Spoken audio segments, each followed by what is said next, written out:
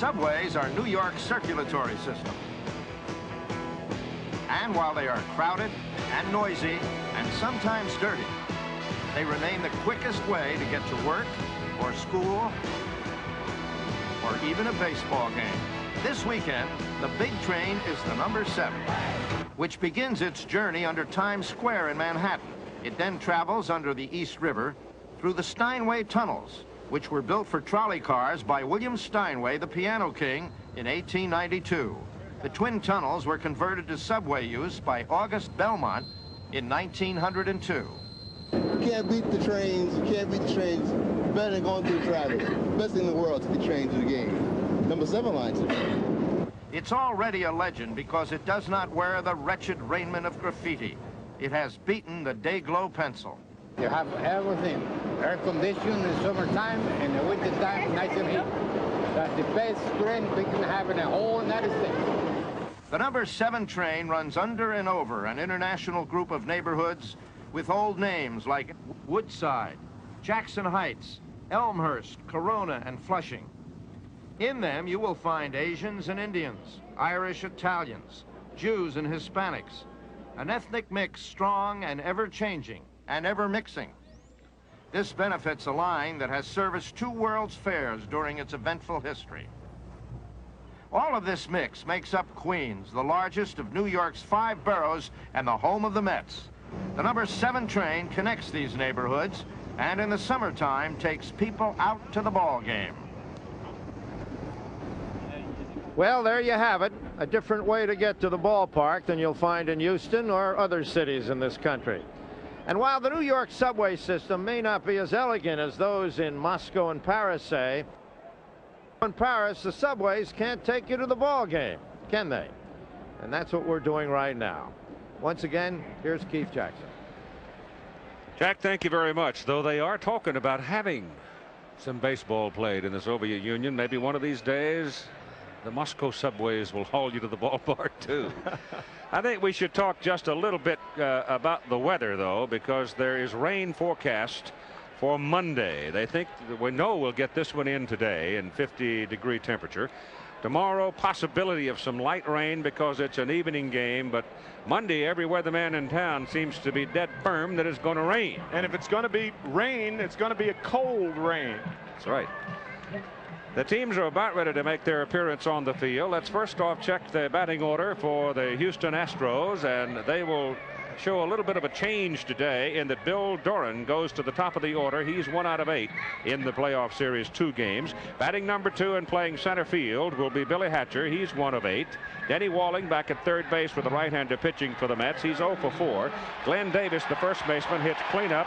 He has the home run that won the first game for them. Kevin Bass stays in right field and bats number 5. Hitting number 6, left fielder Jose Cruz, 2 of 8 in the series. And catching Alan Ashby, 1 for 1 as a left-handed hitter. He'll be on the left side today. Batting number 8, it'll be the shortstop Craig Reynolds, also a left-handed hitter, and he was 2 for 3 with Bob Nepper on the mound. Now, Bob Nepper is not a gimme at the plate. He has a couple of doubles and a triple on this season. Now the Mets are in place defensively. Outside, Kevin Mitchell is in left field today with Mookie Wilson moving over to center. Darryl Strawberry in right. Keith Hernandez at first base. Tim Tuffle goes in at second base today instead of Wally Backman. Santana remains at short for the Mets, and Knight stays over at third with Gary Carter back at the plate and Ron Darling doing the pitching. And before we get ready to go, let's spend a moment with Tim McCarver as he talked with Kevin Bass, the colorful right fielder for the Houston Astros. Here's their conversation. All right, Kevin, we made the deal the other day about the shoes, and I just wanted you to know that I've kept my end of the bargain with Shoe Trees. That's with Shoe Trees. Oh, okay, so now your end of the bargain, the Sammy Davis Jr. The Sammy Davis, man? I mean, like, you're just a real cool cat, man, for doing this for me. I mean that. I really do. And I just want to thank all the people in New York, man, because it's just been a really gas of a time for me. You know what I mean, man? I can dig it, babe. I know you can, because I can. Hey, I really thank you for these. These are nice. You're welcome. What do you pay about $90 for these? Well, we won't get into that.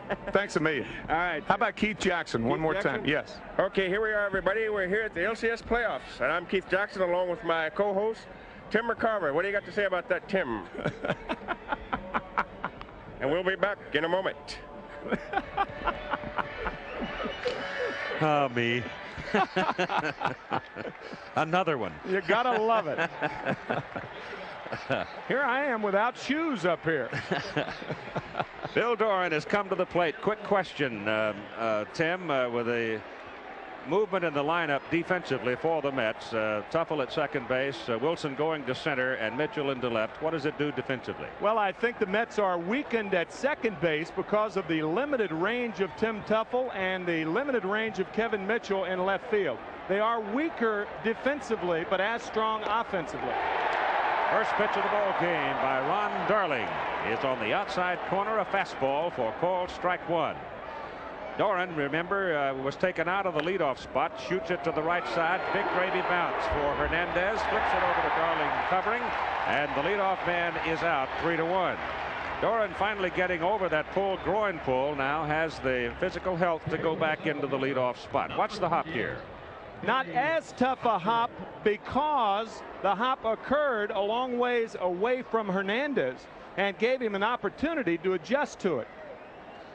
They play on Mother Earth here at Shea Stadium. No rug here. Mickey Hatcher, who batted in the cleanup spot the first two games of the series. Billy Hatcher is up there now, 1 of 8, 125. And he is not the most patient guy in town when it comes to taking pitches. He likes to jump on that first pitch, particularly if it is a fastball.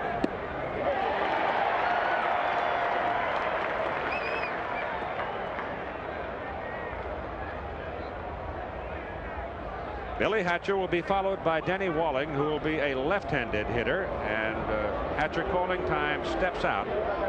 Hatcher's speed in center field, though, has been a very big defensive plus for these Houston Astros. He made a catch the other night when it looked like for all the world the ball was going to fall in. He just simply kept churning after it and came home with it.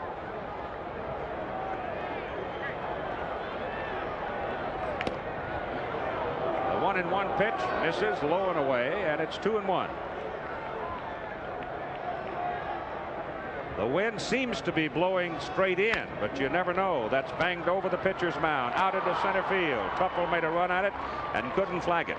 And so Hatcher now hitting in the number 2 spot has a base hit, a bouncing single to center. Now Denny Walling, dangerous hitter.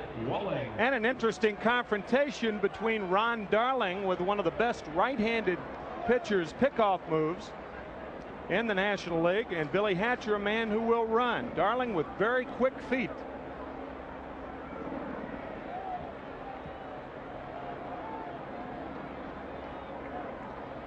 He'll make a couple of different motions to you. Out of the stretch, he'll put the ball in the glove, and after the set, he'll oftentimes just turn almost automatically and throw to first base. This time he comes to the plate, and Walling fouls it away on the left side. You got to watch his feet. I think that's the key to Darling. Very, very quick feet. They were so quick, as a matter of fact, he played defensive half at Yale University for 2 years. Defensive back for Yale, and also played shortstop until his junior year when he became a pitcher. He's a native son of Hawaii, Honolulu, but actually grew up and went to high school in Worcester, Mass. And that's how he got over to Yale. Hatcher goes, pitch, good pitch to throw on. Carter fires it down, and he's safe.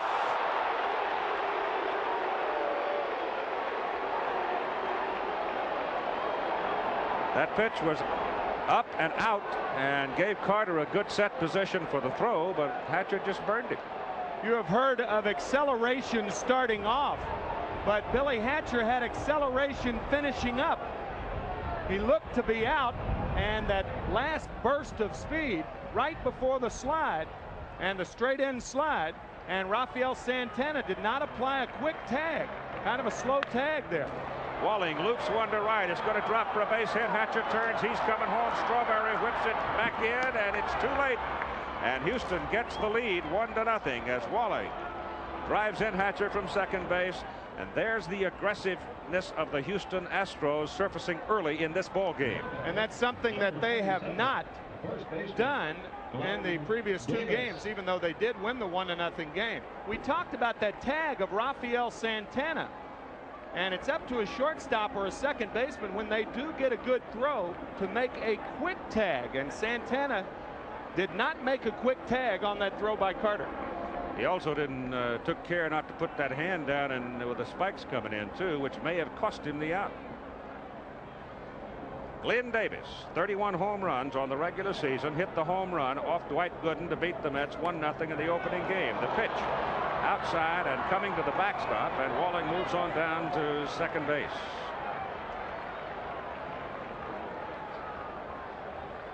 Here's that tag again on Billy Hatcher. You see Santana coming down slowly and actually misses his foot. Yep. I think you're right, Keith. Had he come right down on the foot, then that glove is wedged between the foot and the base, and Hatcher's out of there. He figured he might need 2 or 3 of those fingers on that hand before the day is over. Wild pitch is charged to Darling on the advance of Walling, and Davis is up there now with a 2-ball and no strike count.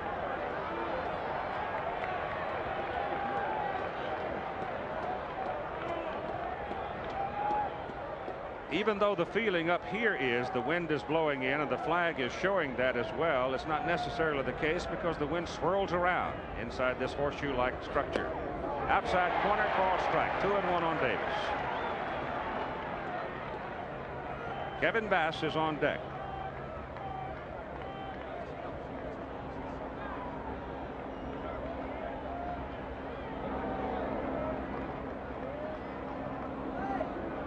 A look at Walling at second, and inside corner this time on Davis, and your count is 2-2. He's moving it in and out. And remember, he too can throw the split-fingered fastball, but will not throw it with the speed of a fellow like a Mike Scott. That's the difference between Ron Darling this year and years past. His split-finger fastball, and I would expect that Davis will get that on this count.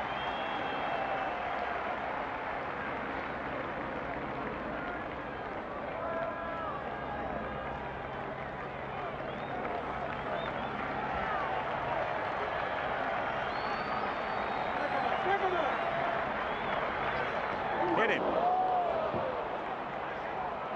It was a split-fingered fastball, but he did not have control of it, and Glenn Davis, twisting away, took the ball on the left shoulder, and you've got 2 Astros aboard with 1 out. Something that may have something to do with this is the weather. It is 52 degrees, as Keith said, and Darling was blowing on his hands.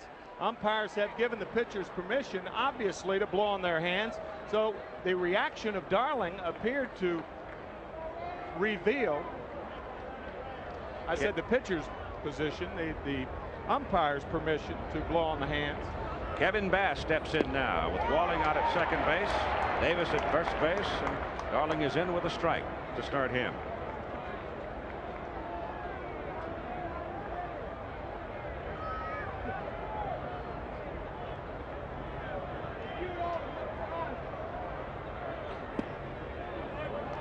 Just inside.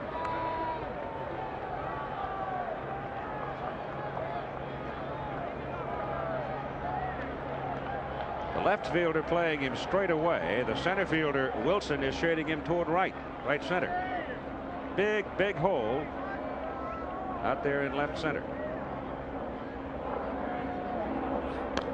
Foul at the plate. Yeah, and usually when your center fielder moves, he'll take the outfielder with him, but as you can see, Kevin Mitchell is playing Bass like a right-handed hitter, a shade to pull. Now you see Wilson moving to a little bit more of a straightaway position because of the count. There's Kevin Mitchell, who started 28 games in left field this year.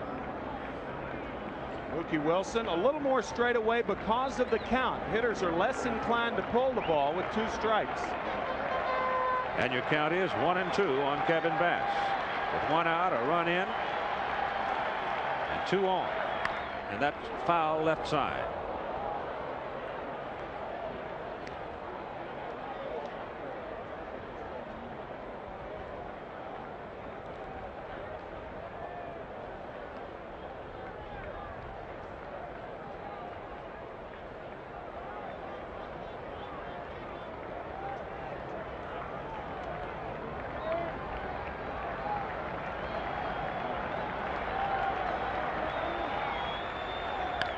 Again foul to the left side by Kevin Bass.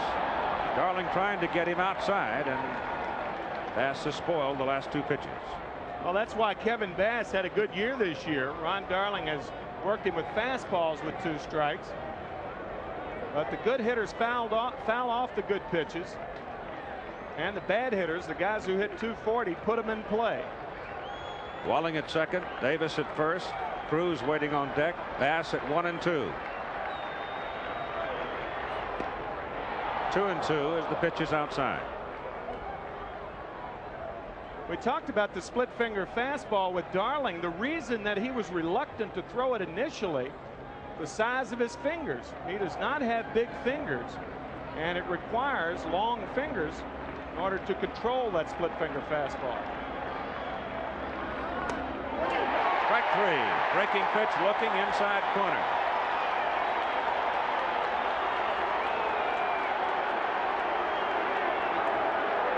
Bass beats at Frank Pulley a bit, the home plate umpire today, but walks away the second out. Bass, I assume, thought this ball was low. And there's that split finger fastball, and I think Kevin's got a pretty good complaint. That ball did appear to be low. He seems to turn it a bit inside to that left-handed hitter too. The ball seemed to have that kind of movement on it. With 2 down, here is Jose Cruz, and that's a strike. Kevin having a good longing look, I think, back up at home plate.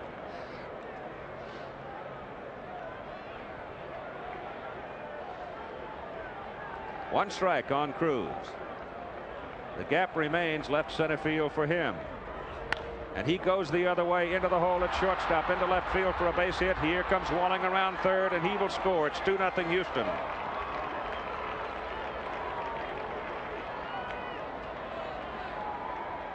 So the stolen base by Hatcher, and if you will, the timid and or late tag by Santana at second base on the throw by Carter. Walling knocked him in, and now Cruz has delivered Walling. Ball grounded to the right of Rafael Santana, and it had some punch on it too. Kevin Mitchell, playing moderately deep, had no play at Dennis Walling, whereas in the dome he probably would have had a play because the ball would have gotten to him a lot quicker. Ball does not carry through this grass very fast. Alan Ashby, the Houston catcher, is now up. The Astros jumping out to a 2-0 lead, and Darling goes outside with a pitch.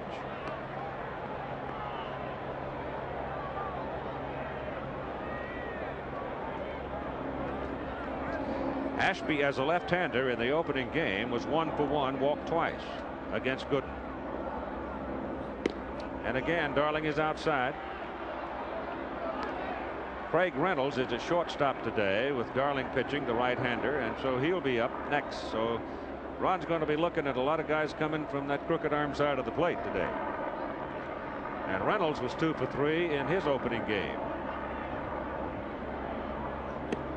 That's the inside corner.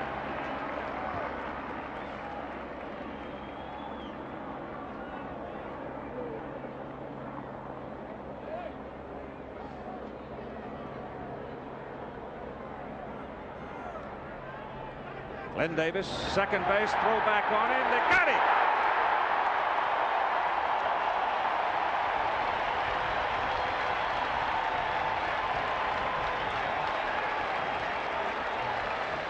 Glenn Davis ambling along. I don't think expecting movement from Darling. I told you to watch his feet. He's quick out there. Well, that's the daylight play. He was awfully quick and just getting Glenn Davis at second base. When the pitcher sees daylight between the shortstop and the runner at second, he wheels and throws blindly to the bag, and they nail Davis. But the Houston Astros put 2 runs on the scoreboard in the top of the first. The Mets coming up.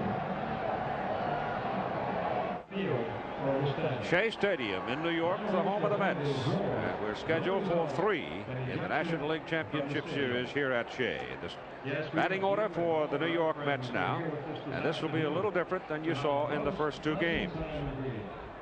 With the left-hander Bob Nepper out on the mound.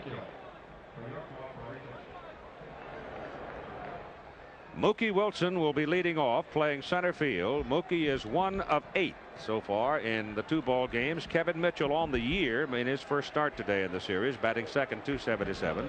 Keith Hernandez hitting third, the first baseman. Gary Carter batting cleanup, the catcher, 1 of 9. Darryl Strawberry in right field, hitting fifth, 1 of 7. Ray Knight batting number 6. He's 1 for 7 so far. Number 7 hitter is Tim Tuffle. His first start, 247 on the season. Santana, the shortstop, batting 8, and the pitcher, Ron Darling. Darling on the year had 8 hits and 81 at bats. And up at the plate, Wilson from the right side as Nepper comes in with a strike. Nepper was 3-1 against New York this year. He had 4 starts. His career against the Mets, lifetime 11-11.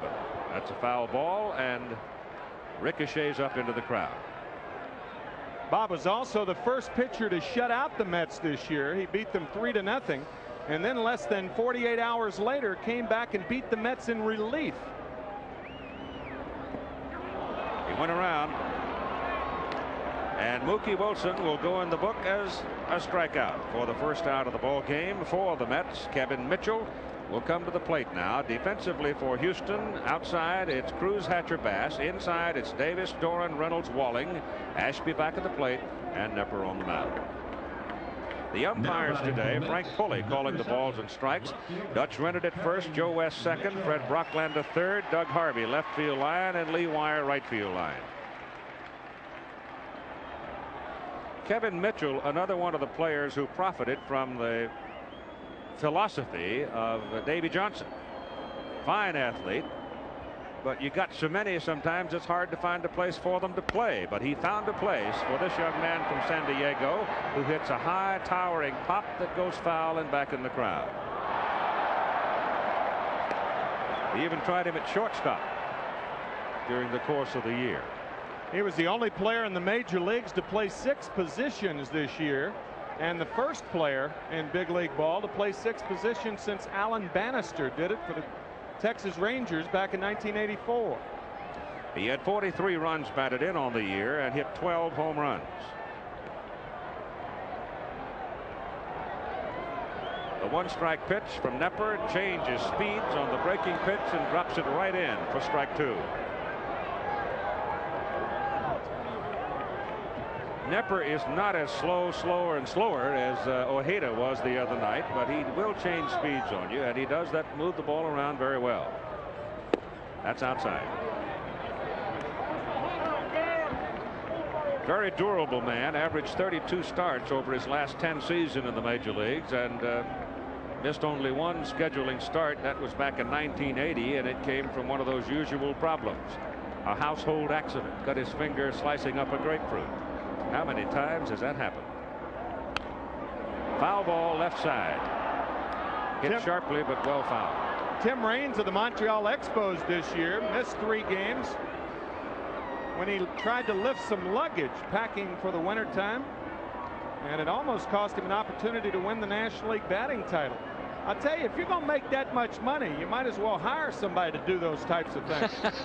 If you're going to slice a grapefruit, get somebody to do it for you if you're making $2 million a year, right? Have it catered, yeah. Yeah, right. Keith Hernandez is on deck. The count on Mitchell, 1 ball and 2 strikes. Bounce to the shortstop, Reynolds.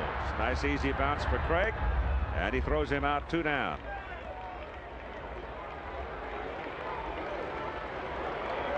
Now Keith Hernandez. As though there's leadership in a lot of places on this New York Met ball club. If you want to single out one man, you're looking at it. The bell cow.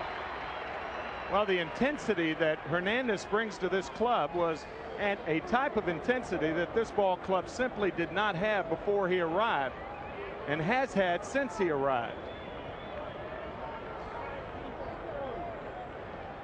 He was a thundercloud the other night in his disagreement over the called strike with Doug Harvey.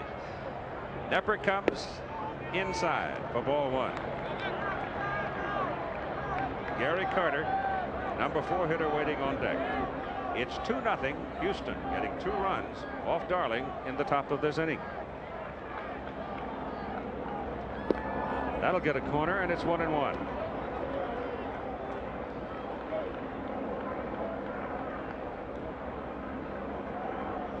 He's got just enough movement in his delivery, natural delivery.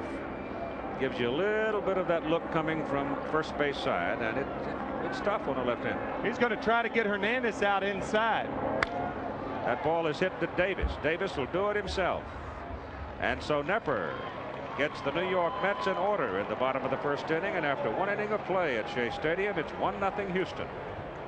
2-0. Your attention, please. Astros scoring twice in the top of the first inning on 3 base hits, and a stolen base by Hatcher figured very prominently in the 2 runs. Now we go to the bottom third of the order for Alan Ashby, Craig Reynolds, and the pitcher Bob Nepper. Ron Darling pitching with a record of 15-6 on the season with a 2.8 run earned run average, 1-1 versus the Astros in 4 starts in the past season. Well, Ron Darling is going along a familiar and dangerous path of falling behind the hitters.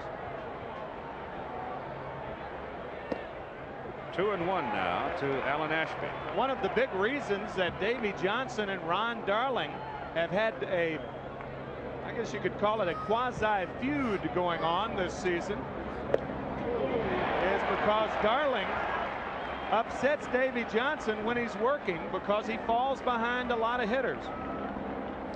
Davey channels it and funnels it right through pitching coach Mel Stottlemyre.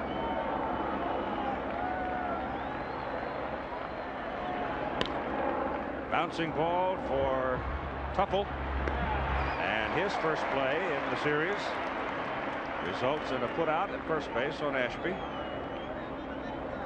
That'll bring up Craig Reynolds. Number 12, shortstop, Craig Reynolds. Reynolds was 2 for 3 in the opening game against Dwight Gooden. Native son of Houston, stayed at home and is having his career there. Very popular in Houston.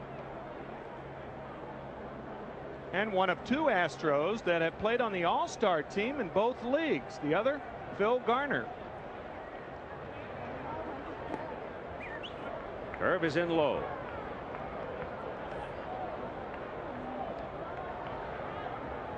I can see why David Johnson would have a bit of a nervous stomach sometimes with Darling constantly being behind, and he has been so far in this game. The results are often good, but it's getting to those results that give managers bad stomachs. He's now behind 2 balls and no strikes.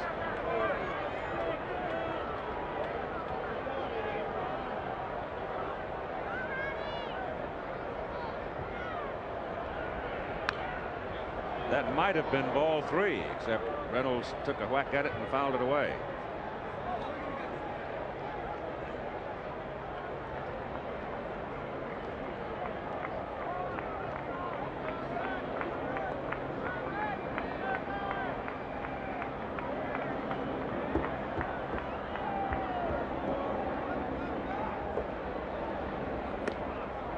There's ball 3, 3-1 now, with 1 out for the Houston shortstop.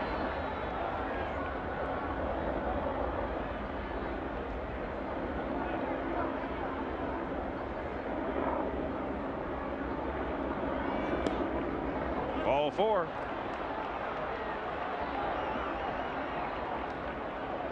So he's hit a man, and now he has walked a man. He has been touched for 3 hits. Hernandez to the mound to talk to him.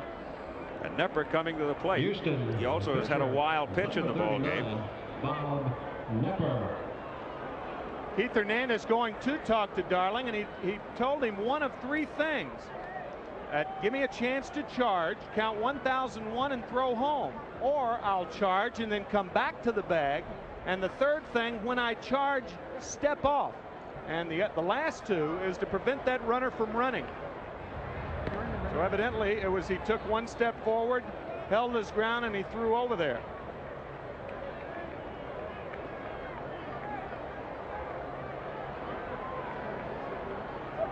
Nepper turns to punt, puts it down, and it's foul at the plate.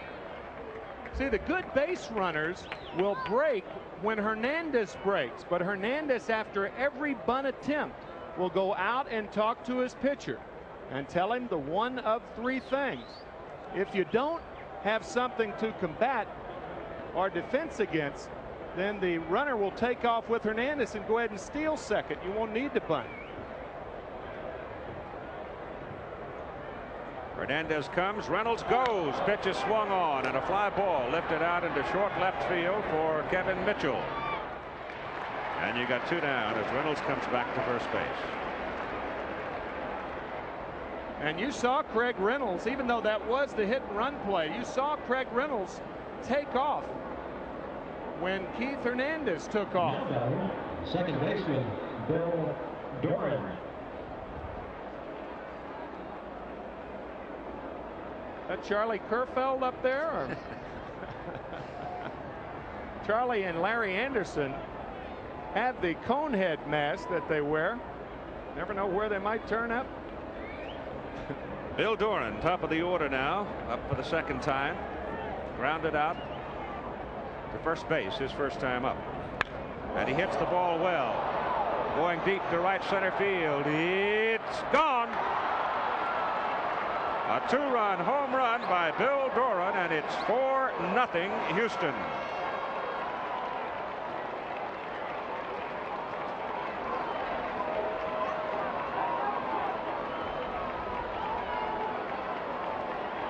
Well, Frankie Frisch embedded in baseball people's mind that cliche and saying a long time ago, oh, those bases on balls.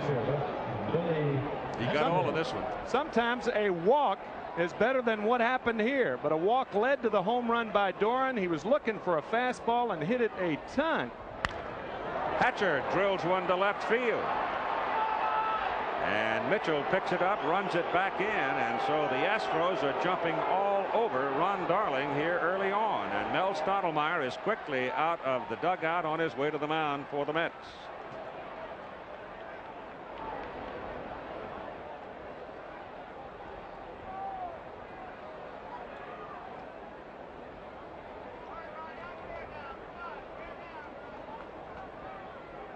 A fastball on the slight outer part of the plate, just off the middle of the plate, and Bill Doran looking for it all the way, hits it to right center. Not to return. 5 hits now off Ron Darling, and a 4-0 lead for Houston. So the Astro bats that were silenced by Ojeda. They have already doubled their run production for the first 2 games. Yeah, in 1 2/3 innings of their first 2 ball games. Danny Walling, who singled his first time up, a looper to right, advanced to second on a wild pitch, and then scored on Jose Cruz's single.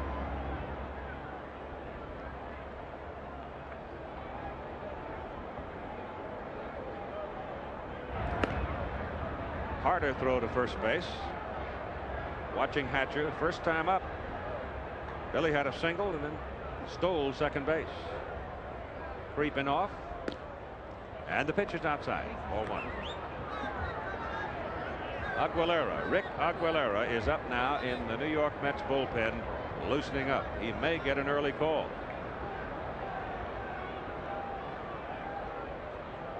This fella right here, Walling, delivers one more hit. I would imagine things will be. He normally is a starter, and starters hate to come in the middle of an inning.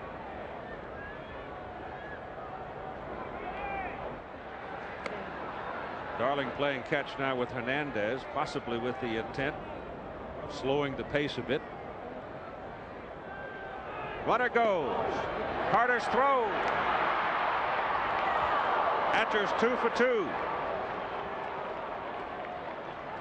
He beat Darling on that stolen base. And watch Denny Walling take this pitch. Watch how he kind of leans out over the plate. He's taking all the way, and he leans out over the plate, thereby impeding with the throw of Gary Carter. If you have no intent to swing the bat, Hatcher is safe. But I've often contended that that is interference on the part of the hitter. You never get the call if you're a catcher. He was taking that pitch all the way, and there was no reason to duck into Carter the way he did. That's a prejudiced comment from a catcher. It could be.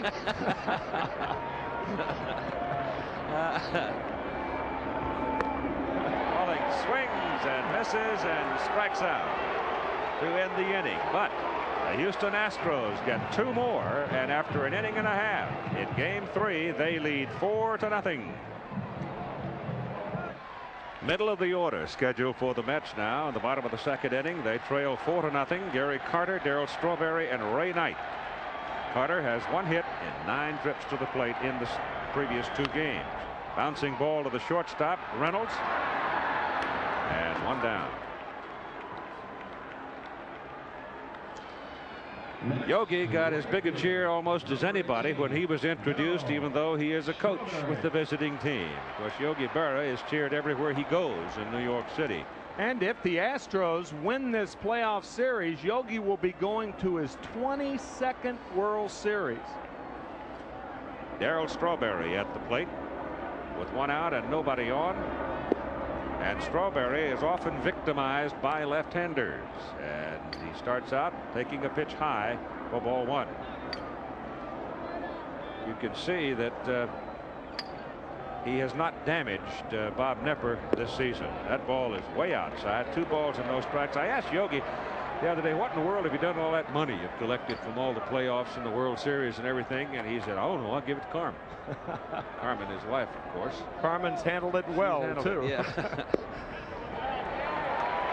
All right, Nepper, with a man at the plate who has had almost no success against him, goes to 3 balls and no strikes with 1 out.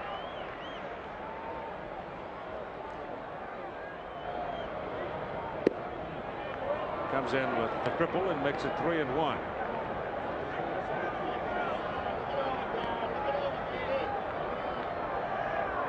Strawberry has 1 hit in 7 at-bats in the first 2 games and fouls back, and now it's a full count, 3 balls and 2 strikes, and there's a souvenir ricocheting down into the crowd. You better watch it around this area too, because the ball will hit the facade and come back down and plunk you. Swings and misses. He struck out on a pitch. It was out of the strike zone. Well, that's the 5th time that Strawberry has gone down on strikes. Number 22. And we mentioned the other night, when you flail at a strike one-handedly, you're not swinging the bat very well. And as you see, Strawberry way out in front of that pitch. 2nd strikeout for Nepper.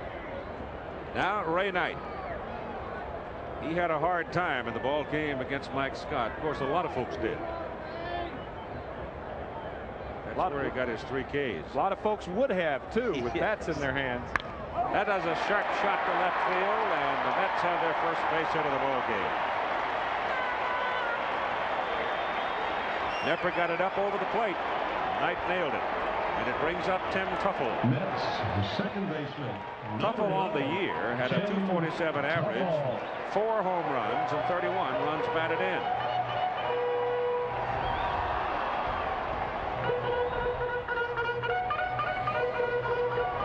Say what? You got me. I'm not going to comment on that.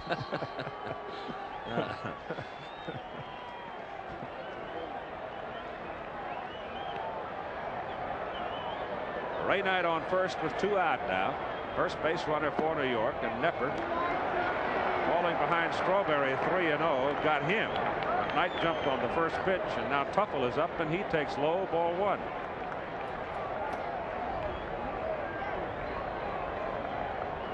Tuffle came over from Minnesota.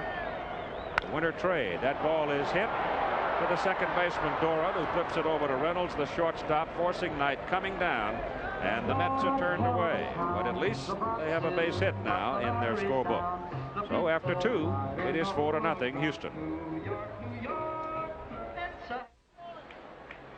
That camera belongs to Houston's pitcher Bob Nepper, and obviously he can't be fiddling with it today, but he's passed it off to other folks to keep recording a video history of this championship series and take it home, edit it, and have something to show visitors.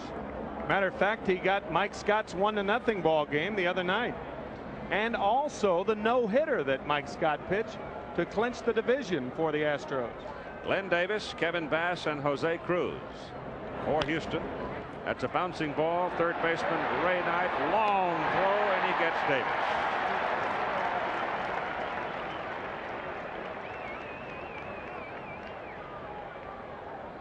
This is a long throw. Plate, right fielder Kevin Bass. Ray stepping back. Glenn Davis does run better than a lot of people think, but Ray Knight taking his time and making a strong throw. An easy 5-3 play. And Kevin Bass, who struck out looking his first time, is now at the plate. A 4-0 Houston lead in the top of the third inning, and Darling is on the outside corner for strike one.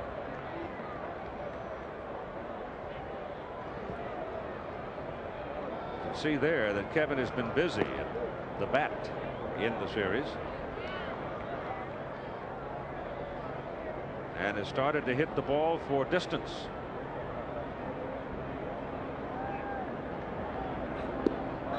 Looked pretty feeble on that one, though, as Ron Darling offered him the split-fingered fastball.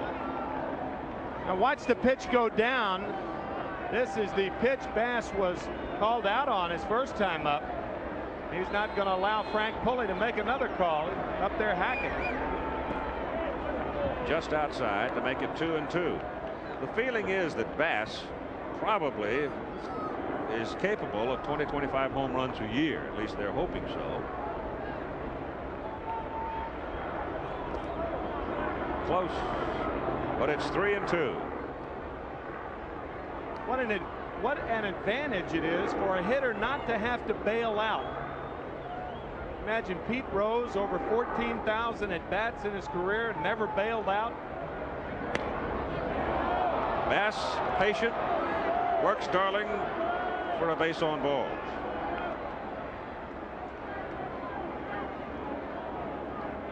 Now batting. That's his second in the ball game, and he's hit a man. And now he'll be pitching to Jose Cruz, who singled into the hole in left his first time up.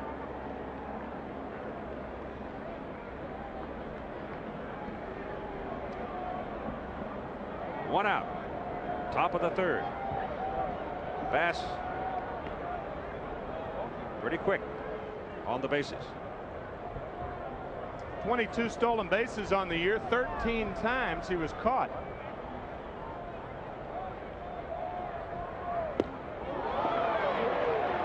Cruz losing his hat as he went all the way with that swing. Jose Cruz rarely gets cheated. If I were Hal Lanier right now, it'd be a good idea to send Kevin Bass. You've got a team that's down. You are in a position to play much more aggressive baseball.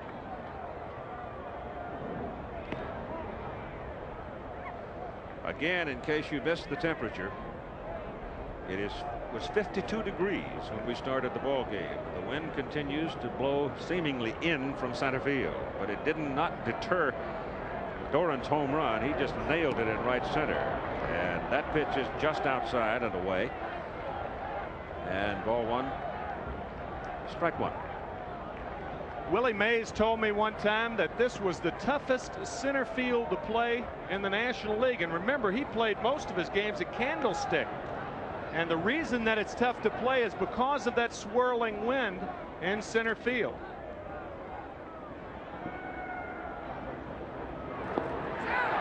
A little closer that time. He lobbed one and then fired one. Matt Galante is the first base coach for Houston. Dennis Menke at third. 1-1, no, goes back to first base again. So Darling is selling Bass on the idea, don't go.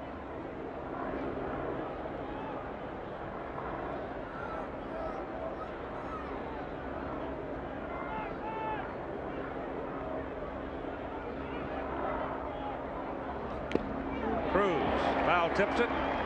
Carter holds it. It's 1-2. That was a good sequence there. Darling threw to first base 3 times and then barely came to a stop and threw home. There are a lot of ways to deter the runner at first base from running. One is to hold the ball an inordinately long amount of time. The other is to quick pitch.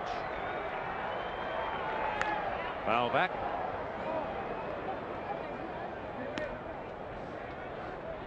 Bass really has shown no intent, real intent to go yet. His leads have been moderate. course, you do have Jose Cruz. That's the other side of the picture, or as Paul Harvey would say, the rest of the story. Left-handed pull hitter up there. Right side open, the hole's open.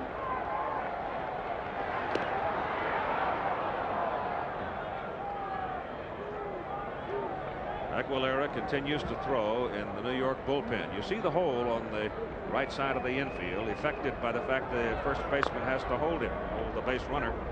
And that's a foul ball on the right side.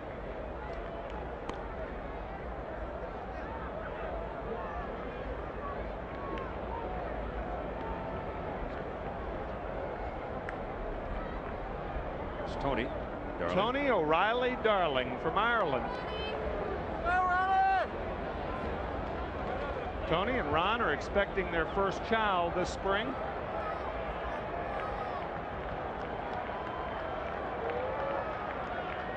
The 1-2 pitch to Cruz is high and away. It's 2 balls and 2 strikes. The pitcher's spot is scheduled up second in the bottom of the 3rd inning, and Aguilera continues to throw out of the New York bullpen.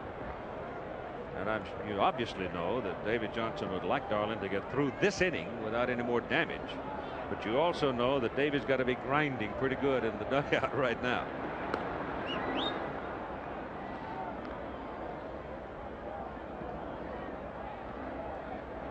Kevin Bass is the base runner, having walked 1 out.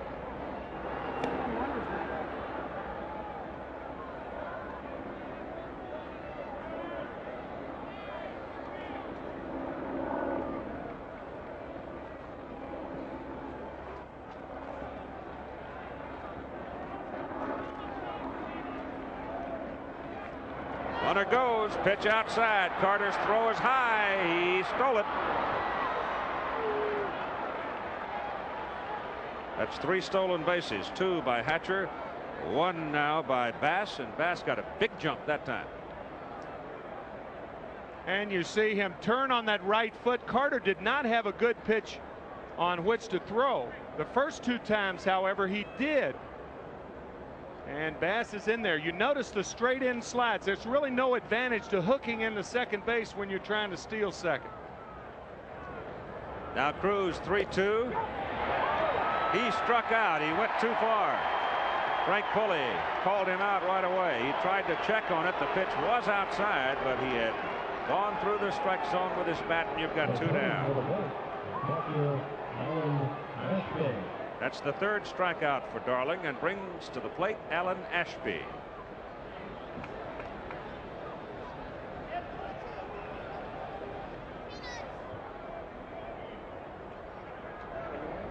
Again, the long stroke costing a hitter. He could not check it once he'd started it. And Ashby bounces the ball to Santana at short, throws him out, and Houston strands Kevin Bass. So at the middle of the 3rd inning, game number 3 of the National League Championship Series, it's 4-0 Houston. We'll be back after this commercial message and a word from your local station. Toughest ticket in town, getting into Shea Stadium the next 3 days. Rafael Santana, Ron Darling the pitcher, and Mookie Wilson, 3 scheduled hitters, and Darling is out in the on-deck circle, and Nepper comes with a pitch to the outside corner for a called strike on Santana. Toughest ticket in town for me with getting me up in one of those blimps. I'll tell you. No way. 1-1. Aguilera now has gone quiet in the New York bullpen. So I guess David Johnson and Mel Stottlemyre have decided they're going to stay with Darling for a while. Hard shot to the shortstop. Reynolds handles it well, throws it low, but Davis digs it out. Here's the next pitcher. A lot of dogs going to be sold today. I bet you.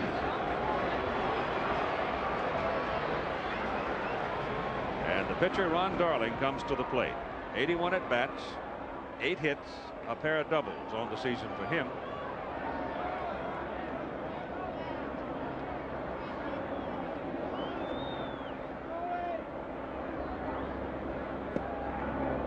Slowly in, but good for a strike.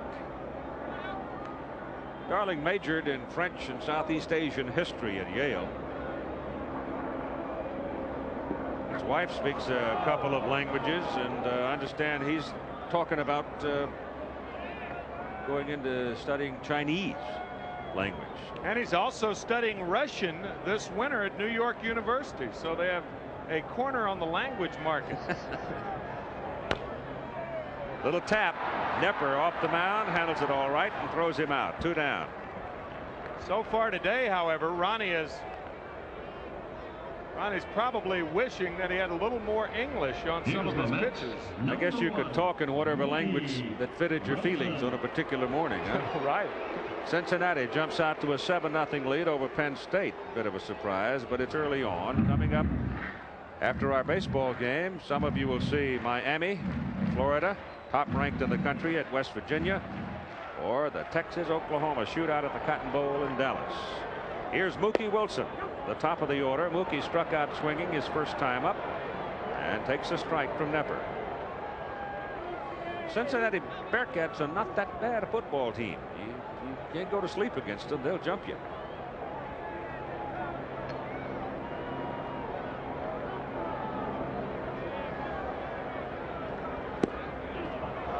Strike 2 on Wilson. Mitchell on deck. Houston leading 4-0.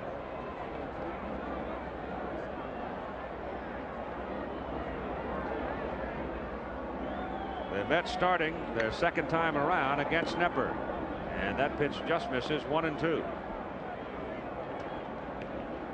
They jumped Ryan the other night. They got Nolan Ryan the second time around. Scored 2 in the 4th and 3 in the 5th.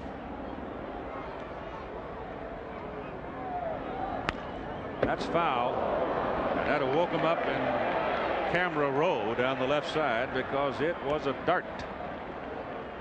They've added some seats on both first and third base sides, which have shortened up the foul territory around the dugouts, down the line, and toward the backstop.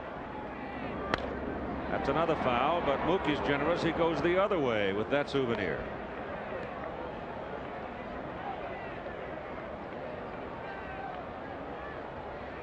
And that could be a problem as far as first baseman and third baseman are concerned on foul balls. About 10 feet taken away. That's foul into the dugout on the Astros side. And of course those seats were installed because they're seats. More money. Yep.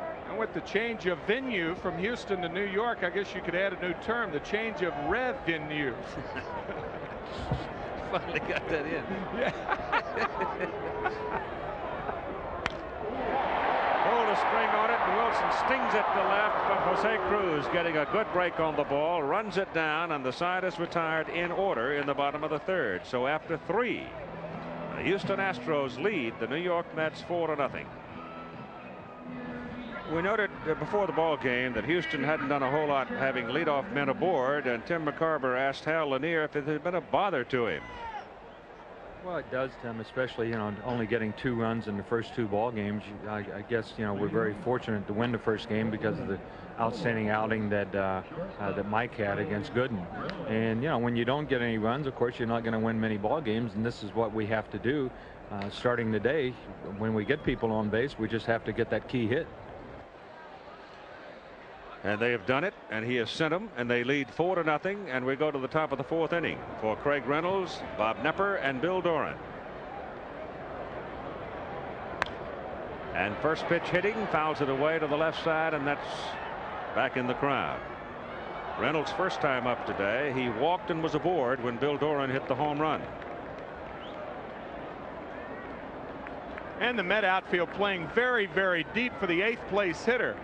Craig Reynolds with 6 home runs this year, but you can see Kevin Mitchell in left field very deep, and Mookie Wilson in another time zone in center.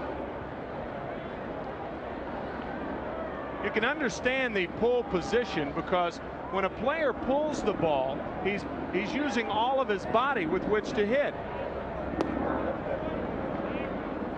However, when he hits the ball the other way or to center field, he's using more of his arms, just his arms. He doesn't complement his power with his body. That's why you shouldn't play him as deep the opposite field.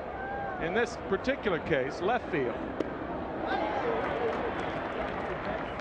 That split-fingered fastball dropped.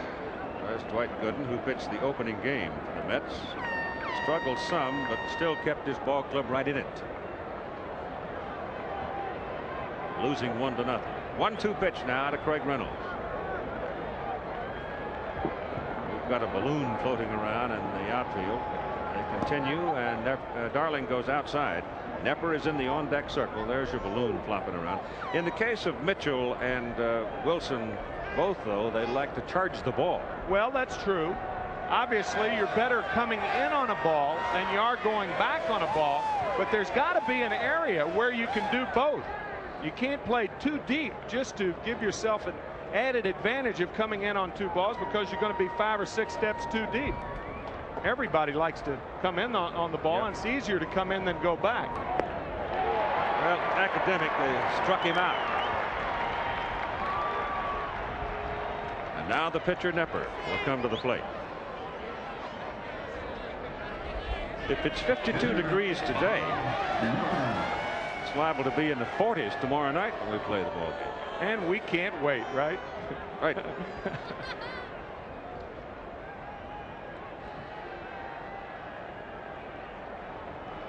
Well, the hand warmers are a little easier to handle these days. They got that chemical stuff now. You can break it up, stick it in your pocket. You don't have to take that hot thing out there. Darling looking a little better in this inning as he's finding the corners now, and he hits one there for a called strike on Nepper. That's low. Both of these pitchers, very interesting guys. We talked about the multi-linguistic ability of Darling. Bob Nepper, also a very interesting guy, an opera buff. Favorite singers are Pavarotti and Mario Lanza.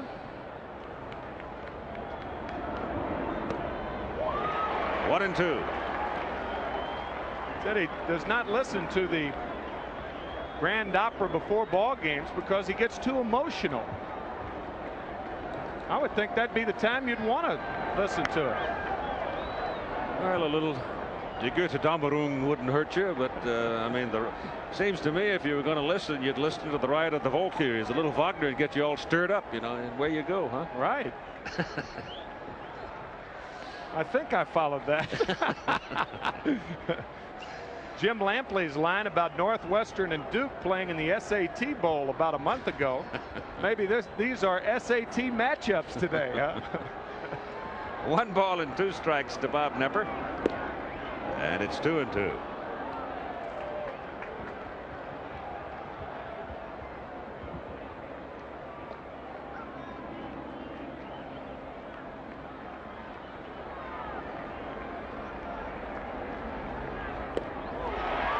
Struck out 2 in a row.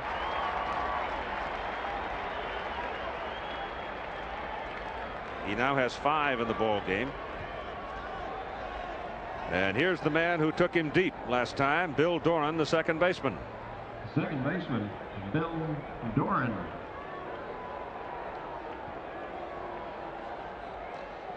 Here's the home run Bill hit in the second inning off Darling. He's sitting on fastball, got it over the plate. Hit it in the parking lot.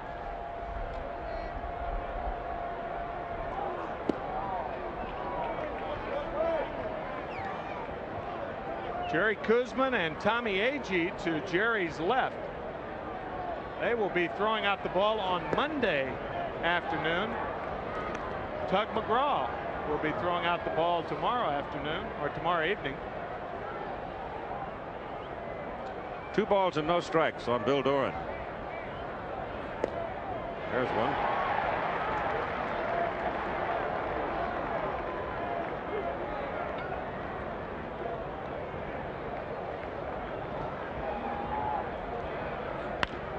To the shortstop, Santana. Doran runs well, but Santana guns him down. And so Darling gets the Astros in order in the top of the 4th. And after 3.5 innings of play, the Astros lead the Mets 4-0.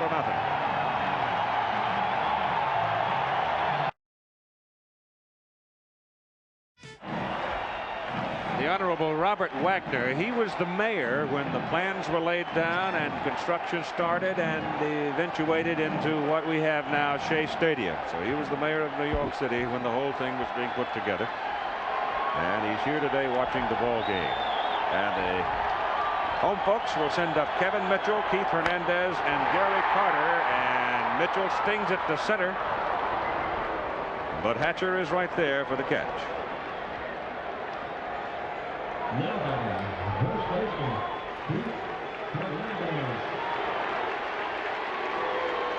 Keith Hernandez now, who bounced out to the first baseman unassisted his first time. I'll tell you, Keith, the tempo of the crowd has picked up somewhat here in the 4th inning, but the Astros did exactly what they hoped to do. Take them out of it. That's right. When you score early, you take the home crowd out of it. The Mets fans kind of shocked, just like the players appeared to have been. A little bit like Ojeda took the Houston crowd out of it in game number 2. Hernandez up, Carter on deck, and it is confirmed now, at least the word out of the press box is that Mike Scott has now been named to start tomorrow night's ball game for the Houston Astros. Nepper starts Hernandez with a strike on the inside corner. There's a lot of conversation you can build around the start of Scott tomorrow night as Nepper delivers, and Hernandez hits the ball into left center field, drops for a base hit. Cruz blocks it, whips it back in, and holds it. The ball gets loose in the infield, but Nepper picks it up. So Keith Hernandez is aboard. That is only the second hit in the ball game for the New York Mets. But here comes Gary Carter.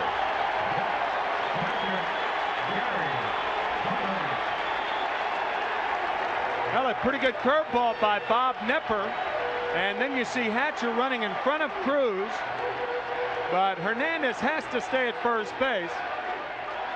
When you're 4 runs down, you just can't take that chance. And there's power at the plate in Carter.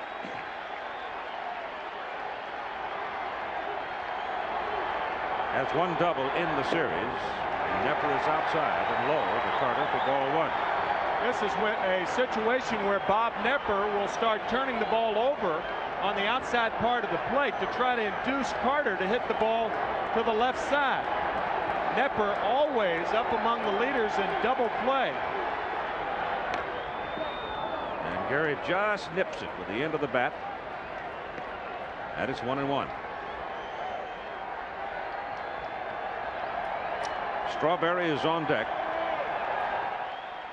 If Houston should win this ball game, then starting Scott tomorrow night in the hopes that they could come out of here with 2 wins, they'd be in the catbird seat going home.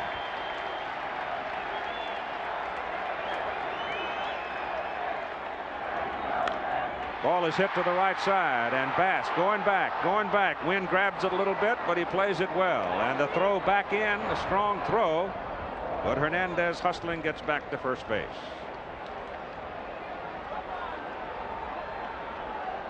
And now Strawberry.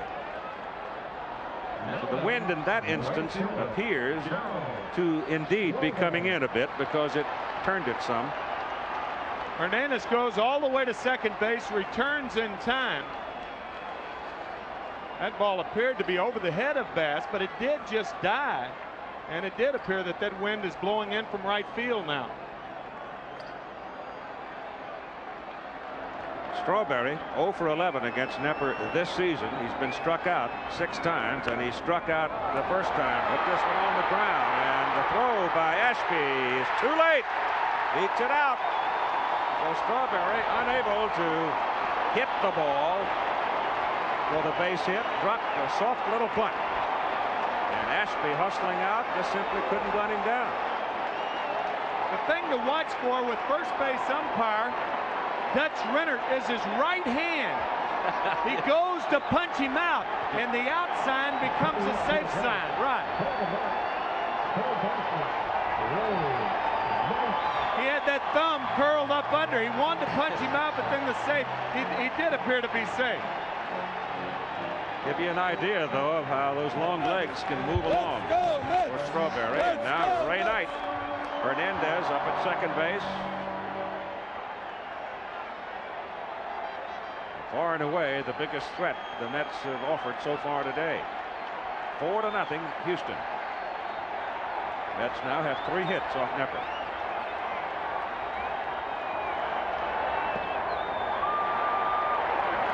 Ball bouncing away from Ashby, but he recovers quickly. Runners are held.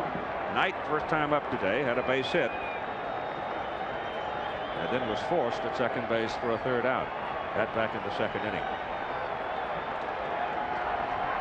You see, too, that Reyes had a goodly amount of success against Nepper in his career.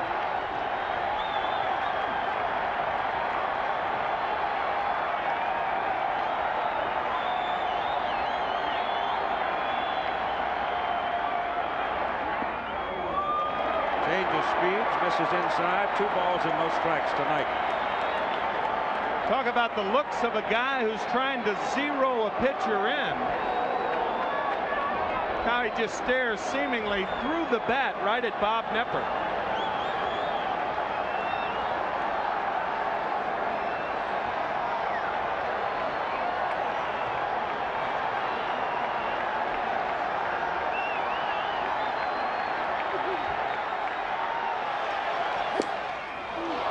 Strike call.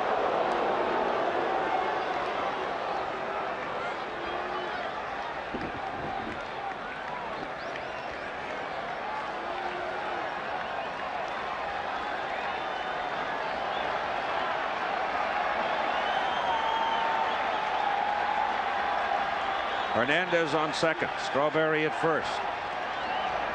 Knight swings and misses, and it's 2-2. Tough pitch there. And the ability of throwing the breaking ball behind in the count can't be emphasized too much. If major league hitters are allowed just to sit on one pitch, they're eventually going to get you. That was a good 2-1 curveball there tonight.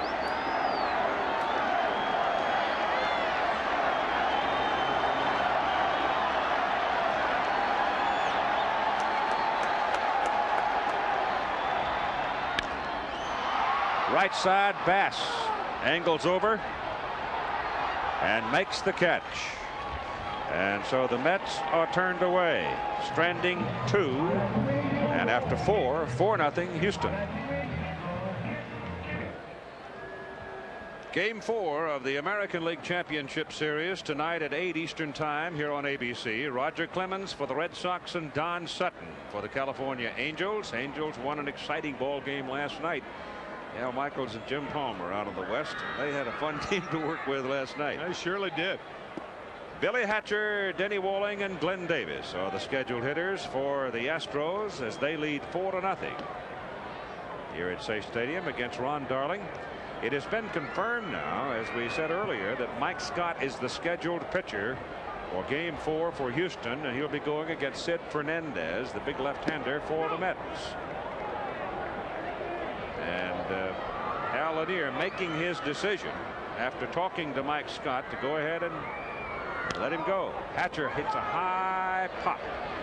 The wind's got a hold of it a little bit and drifting it back, and great catch, a great play by Knight. He's in the dugout. Astros help him a little bit, and he couldn't hold it as the ball hit his glove just as he went tumbling into the dugout. But a great try by Ray. The manager of the California Angels, Gene Mock, had this rule changed about 20 years ago. If Ray Knight had come down with that ball and the visiting team helps him, and in the process he drops the ball, the batter's out. Gene Mock knocked it out of Jerry Grote's hands. Jerry, the catcher for the New York Mets at Veterans Stadium, not Veterans Stadium, Connie Mack Stadium in Philadelphia. Hopper back to the mound. Darling handles it and throws out Billy Hatcher. It used to be if you catch a ball and go into the dugout, anything goes. You could actually whack it out of the guy's hand because technically that was their dugout. But Gene Mock had that changed when he dislodged the ball from Jerry Grote, and they changed the rule after that 66 season. Denny Walling is now up for Houston with 1 out. to the second baseman Tuffle. 2 down. I remember Earl Batty of the Minnesota Twins. There's Mike Scott, the pitcher for tomorrow night's game. Remember the time at Dodger Stadium when he ran into the dugout trying to make a play and caught himself right in the throat on the top of the dugout. Whoa. That was in the '65 series against the Minnesota Twins, right? Dodgers and Twins. Really scary moment. Glenn Davis is up now, and Ron Darling has been able to handle the big bomber of the Astros so far today. He hit him with a pitch in his first at bat in the first inning, and then got him to ground out to third his second time up.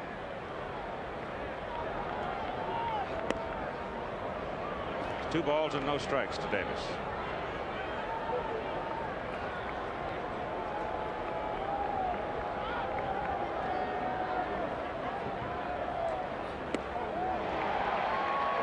Well, he had his cut, came away empty.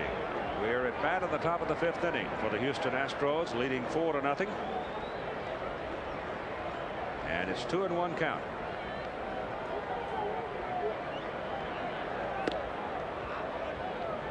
Three and one.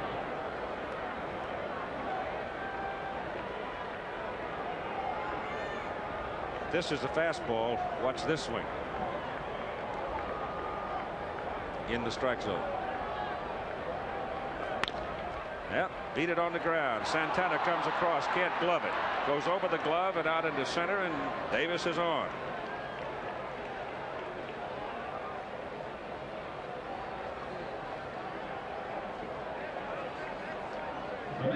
It's going to be scored as a hit, the first hit for the Astros since the 2nd inning. Santana with the count 3-1, since the hitter will or is more prone to pull the ball in that situation, had to play him over in the hole. Thereby, what would normally be a routine ball takes a short hop and caroms into center field. A base hit for Glenn Davis. And it brings up Kevin Bass, who was struck out looking and walked.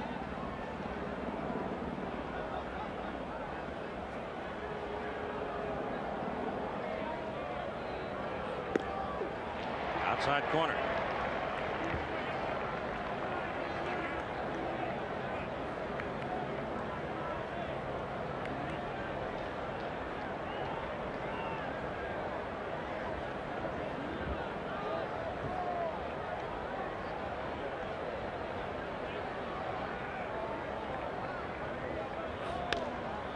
Foul ball, left side.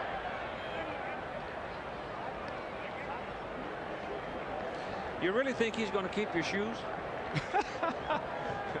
Yeah, I do. Shoe trees and all. I didn't tell him that I've been trying to get rid of those shoes for about a year. Nobody would take them.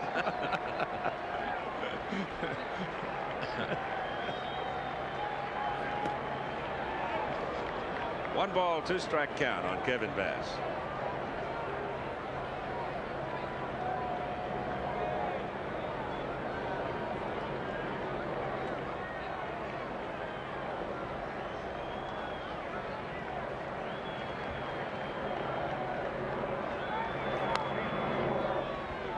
Fouled into the Astro dugout.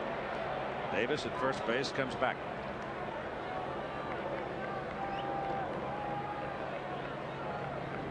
What do you figure about 10 feet they gave up in foul ground? This new seats on each side. Looks like about 700 to 1,000 people added. Prime seating, and they do have the glass up in front of the customers down there, because that ball does get back there in a hurry to prevent injury.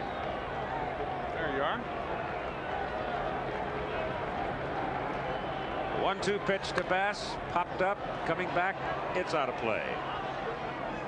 He's in a defensive posture now at 1-2. He has really been taking a lot of defensive swings. He struck out his first time on a called split finger fastball for a strike, and then walked on a 3-2 pitch his next time up.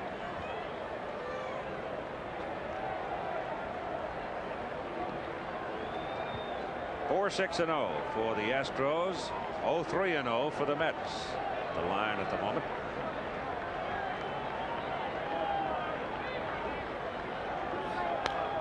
ball is hit sharply toward the corner in right. Strawberry going. Fine catch. Bounces off the wall and comes away with it. So Darryl Strawberry turns in a fine play in the corner in right field to retire the side. The Astros strand Glenn Davis. They have left 4 on, but they lead in the ball game 4-0.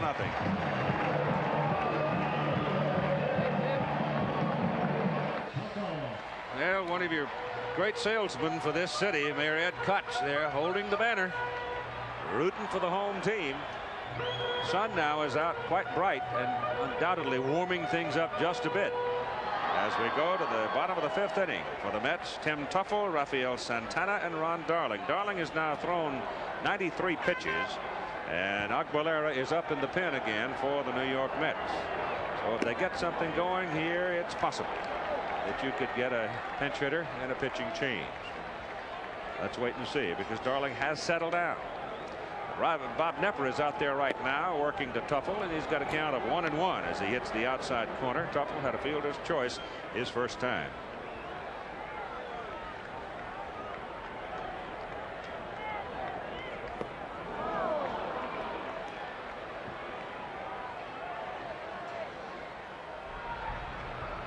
There's Rick Aguilera. Played his college baseball at Brigham Young University.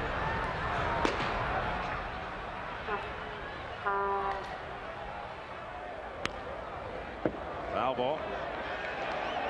On the banner that Mayor Koch held up, I couldn't help but see that apple on that banner, and the wager between the 2 governors is rather interesting this year. Governor Mario Cuomo will wager apples and cheese, and Governor Mark White, governor of Texas, will wager a barbecue. Now to up that wager, this is big time, you know. That's not a big wager, is it, Keith? Texas barbecue's pretty good. Yeah. Okay. Depends on where they pick the apples. Popped up.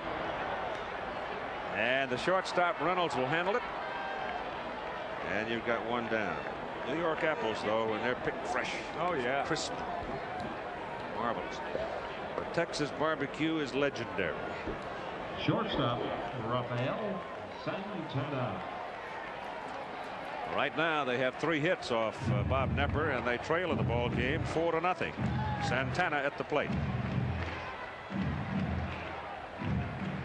Lee Mazzilli is out swinging a bat now, and apparently is going to bat for the pitcher Darling.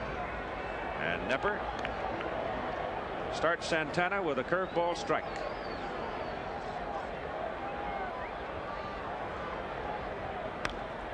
Pops him up. Ashby coming back, but the wind blows it away, and it goes into the crowd.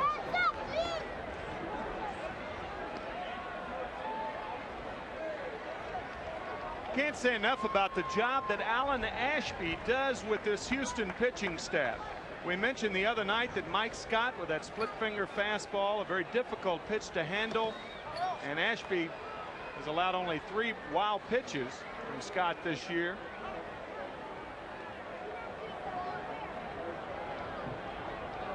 "20 shutouts for Houston this year.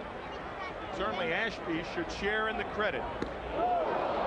Brought that one in by the whiskers. And it's 1 ball and 2 strikes. Well, after a couple of breaking balls, this is just big league pitching. You've got to do this. You've got to pitch inside to be successful.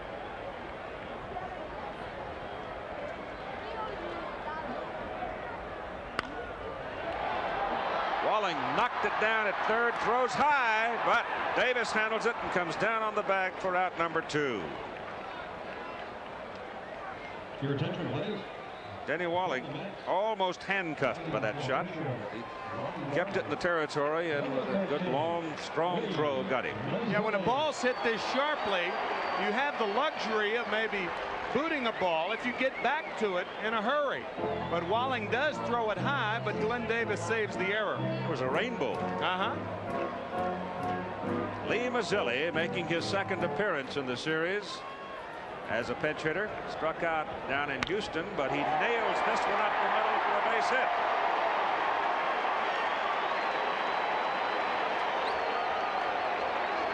And we will have a new new pitcher for the Mets in the top of the 6th inning. Aguilera has been warming up now for some time, and the Mets now bring up Mookie Wilson, the top of the order against Nipper. 2 out, and Mazzilli on first.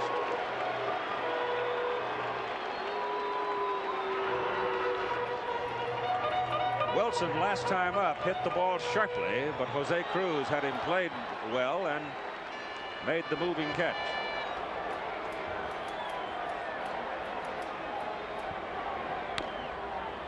Foul ball. Strike 1.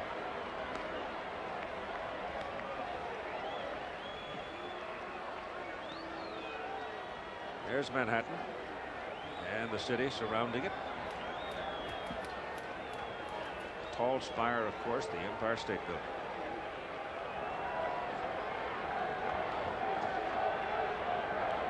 I remember when that was the tallest building in the city. Before the World Trade Centers, huh? Yeah. Not anymore.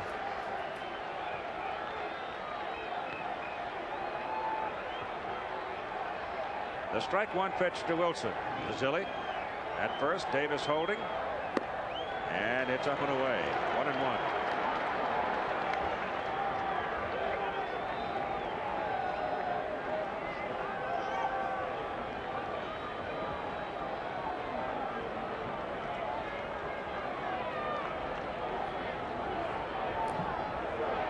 Ashby knocks it down. Mazzilli takes off. The throw. He's in there.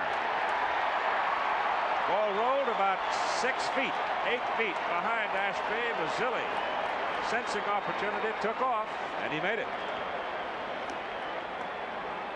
Alan Ashby couldn't find this ball. Watch.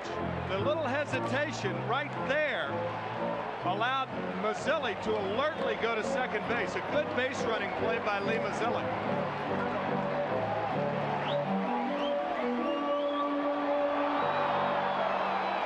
Wilson has a chance to deliver Mazzilli from second base with 2 out. That's a pass ball charged to Ashby. Second baseman Doran flags it down. Sounded like Mookie broke his bat and didn't have a whole lot on it. So the sides retired. The Mets are turned away. 4-0 Houston. Back after this word from your local stations. Right-hander Rick Aguilera comes on now in relief of Ron Darling in the top of the 6th inning. As you see from this graphic, he was effective after the All-Star break with an ERA earned run average. Let's make it plain English. 2.76, which is pretty strong with an 8-4 record. He became a starter back in July in St. Louis, and he stayed in the rotation for the rest of the year. He started off very badly this year, as you see Wally Backman and tomorrow evening's pitcher Sid Fernandez in the foreground of your picture. Rick Aguilera 0-3 in his first 3 decisions. Then he was sent to the bullpen for about 8 appearances, and turned out he had the same record that he had last year, 10-7. The home run ball really jumped up and bit him early. Matter of fact, his first 15 2/3 innings this year, he allowed 8 home runs, but only 15 over the next 125 innings.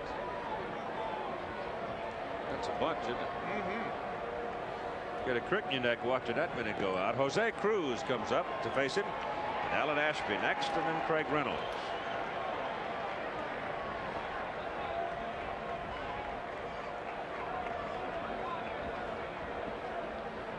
He'll be pitching to 3 successive left-handers.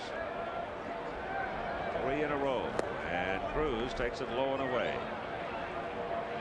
What is the repertoire of Mr. Senor Aguilera? Fastball, a little tailing fastball, a curveball for his strikeout pitch, and a slider. That's the fastball there that will tail back over the plate on a left-handed hitter.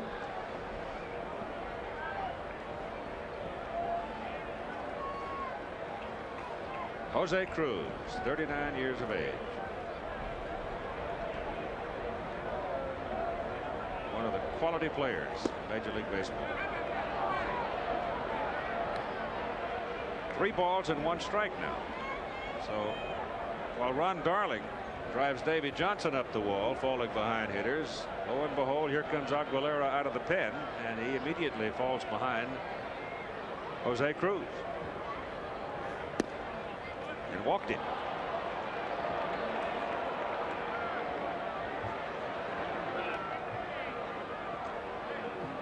Houston catcher. CFA college football follows our baseball game. Some scores coming in now. Notre Dame over Pittsburgh 3-0 in the second quarter, and Penn State has come bouncing back now to lead Cincinnati, while Auburn is pounding away on Vanderbilt, and the Tigers are undefeated. And there's a bit of a surprise. North Carolina State had been ranked in the top 20, but Georgia Tech's jumped all over them. Ashby fouls it away. Out of play. Coming up next, we'll have Miami at West Virginia, the top-rated Hurricanes, or Oklahoma, Texas, depending on what kind of part of the country you're going to be watching today. Texas Oklahoma is going to be interesting because there's so many things swirling around that. When the Texans angry that everybody thinks Oklahoma is going to run them out of town. The story about Fred Akers being in trouble with his job. That's a bouncing ball tonight at third, goes to second, one back to first.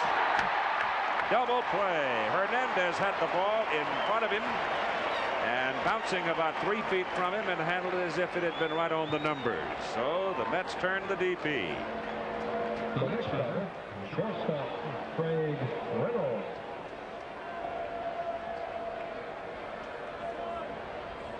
Hernandez at first base with that glove is just about as good as anybody. Yep, he saved so many errors of the Mets infielders. He just says, just get it over there any way you can, and I'll take care of it. He's very confident as a fielder. Interesting article about Keith in this week's Sports Illustrated, chronicling his life growing up in San Francisco. Batter is the shortstop Craig Reynolds, who has walked and scored and struck out swinging. Not only did Keith's father John used to throw to him a lot, have Keith take a lot of batting practice, but he just hit him one ground ball after the other.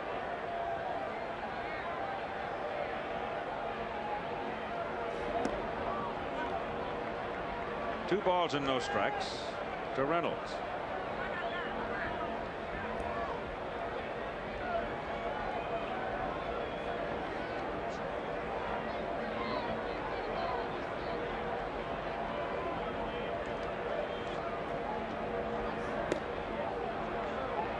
Three balls and no strikes.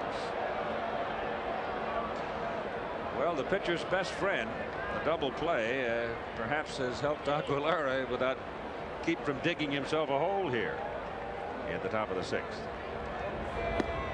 Inside corner with a slider. Got a chance to see a pitcher's best friend following a pitcher's arch enemy in one inning. The walk, the arch enemy, and the double play, the friend.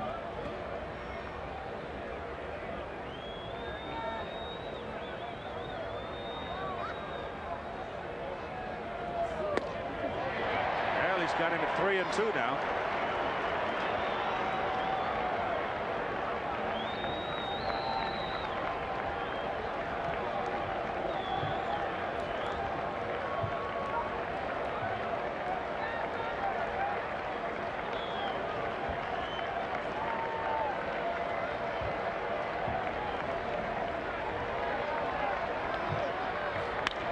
Up the middle. Sinking liner drops in front of Mookie Wilson. And Reynolds is on with base hit number 7 for Houston. Now batting, pitcher Bob Nepper. So with Reynolds on first, here comes Bob Nepper. Perhaps to go back to a point you made earlier, Tim, about Wilson playing deep in center.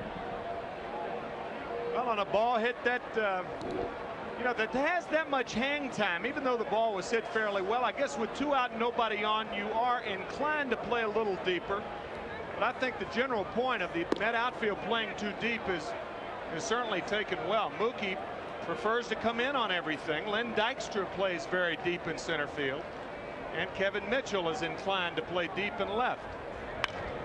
Nepper hits it high into the air and well, and it's Wilson going back to the track to haul it down. So Bob Nepper, who has a couple of doubles and a triple this season, rode that one well. Hit it about 370 odd feet. Houston now leads it 4-0 in the 6th.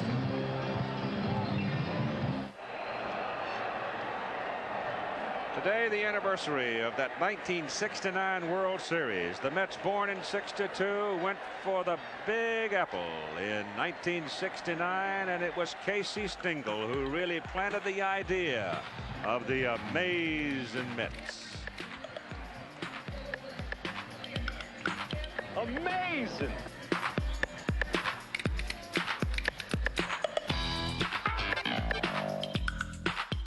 Amazing.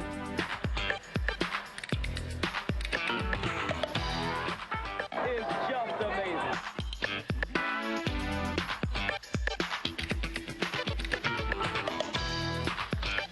Gil Hodges, of course, there as they fill the streets with confetti and saluting one of the great stories in the annals of sport. And they've got the same kind of an idea here in 1986 as the Mets and the Astros are in the National League Championship Series. All even as we play Game 3 at Shea Stadium. The Mets, trailing by a score of 4-0, will come up in the 6th inning with Kevin Mitchell, Keith Hernandez, and Gary Carter.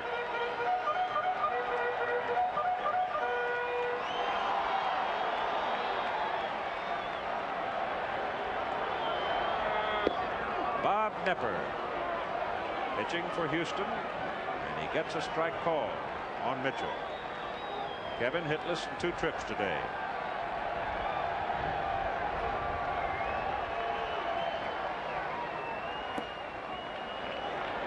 Snaps off inside, ball 1. I think it's interesting to note that the Houston Astros of '86 are more like the 1969 Mets than the 1986 Mets are like the 1969 Mets. I mean, here's a team that a lot of people pick to finish 5th or 6th, possibly lose 100 games. They're riding the same crest that the Mets rode back in 1969. Hal Lanier hopes for the same results.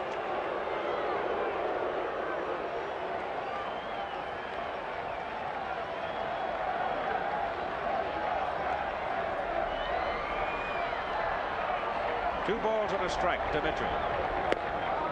3-1. See Nepper cock his head a little bit. He thought he had a chance of getting that one called as he nibbled at the outside corner, as again the ball tended to tail away from the right-handed hitter. He does have 2 types of fastballs, one that will tail away from the right-hander and the other that he runs inside to tail back over the inside part of the plate. High chop. Walling can't get it over his head. And Mitchell takes a big turn at first and then holds on as Cruz hustled the ball back in. And so the Mets now, first time in the ball game, have the leadoff man aboard. The one thing that stops base runners is an outfielder getting to the ball in a hurry. Watch this high chopper over the head of Walling. And Jose Cruz getting to the ball in a hurry to throw to second to hold Mitchell to a single.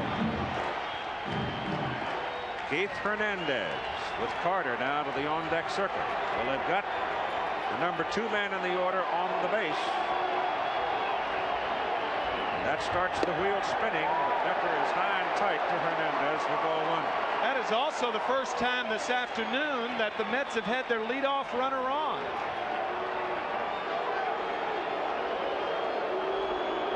I would think he'll work Hernandez inside. The base hit he got on the curveball away his last time up, and that's how left-handed pitchers try to work Hernandez. Right-handers too, for that matter. Charlie Kerfeld up quickly in the Houston bullpen. Al Lanier with that 4-0 lead, quick to respond as Nepper gets in a bit of trouble here early on in the bottom of the 6th inning.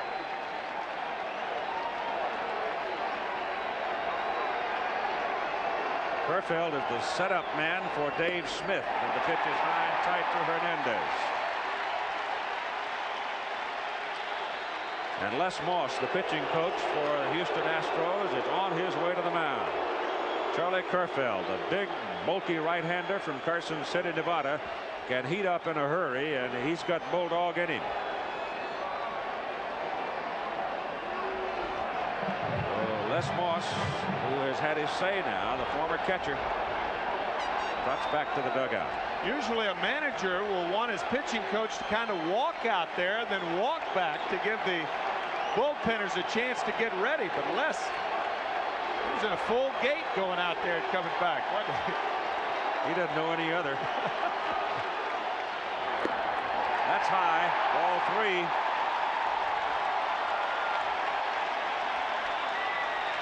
3. Three balls and no strikes to Hernandez. Mitchell, the leadoff man aboard, banged a bouncer over the head of Denny Walling at third for a single. There's a strike. Center fielder Hatcher shading toward left center for Hernandez, leaving Keith some room in right center, and he of course gets around on it. He's got a lot of room down the line.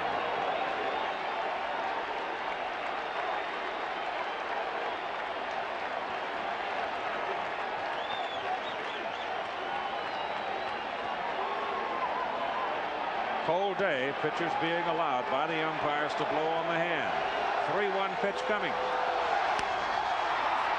Looper out into short center field. Hatcher can't get to it or drops for a base hit.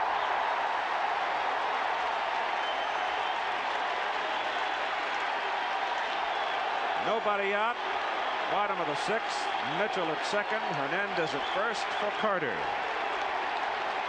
Billy Hatcher broke back on that ball, and that cost Bob Knepper an out. He took that one step back with his left foot, and by the time he recovered, the ball dropped in front of him. Kerfeld is throwing in the Houston bullpen, and Hal Lanier just turned to Les Moss and said, check and see how hot he is.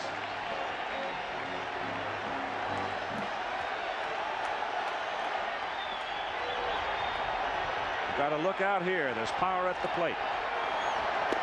Swing and a miss on a breaking pitch. One of the reasons Knepper is allowed to stay in the game now is because Strawberry's on deck, and Strawberry, not Carter, represents a tying run. You'd much rather have the left-hander face Strawberry than a right-hander.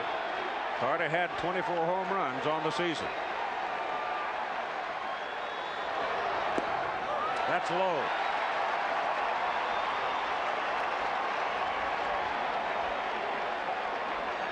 Statistics amplifying what Tim just said about Strawberry. He's 3 for 22 lifetime against Knepper.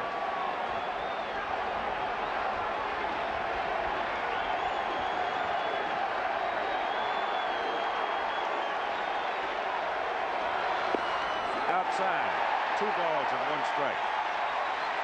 He's trying for the double play ball. We said that Knepper, one of the top pitchers in the National League, in throwing the double play ball. Gary Carter does not run well, and he's missed with 2 of 3 sinkers on the outside. He's going back out there. You saw Ashby. On the corner, Jeff Calhoun now is up in the Houston pen, a left-hander. Joining Kerfeld. Carter out shaking his head over the call. It's even now at 2 balls and 2 strikes. Houston leading 4-0. And the Mets are cooking right now. Mitchell at second. Hernandez at first. Back-to-back singles. Bounce it toward the shortstop. Underneath the glove of Reynolds. Mitchell coming around third. He will score.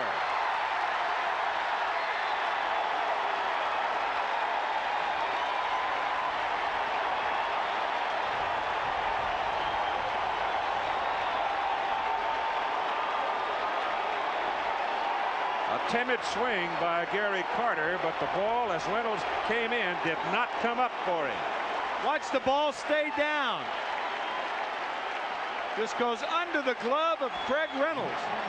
Craig really had a lot of time. His play was to first base. Mitchell scores easily after a stumble right there. So the Mets are on the board.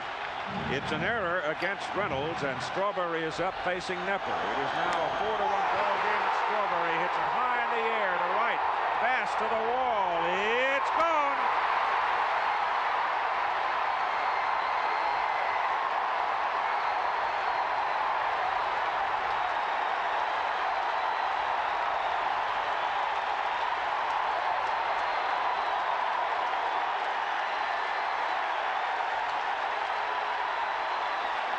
The score is tied.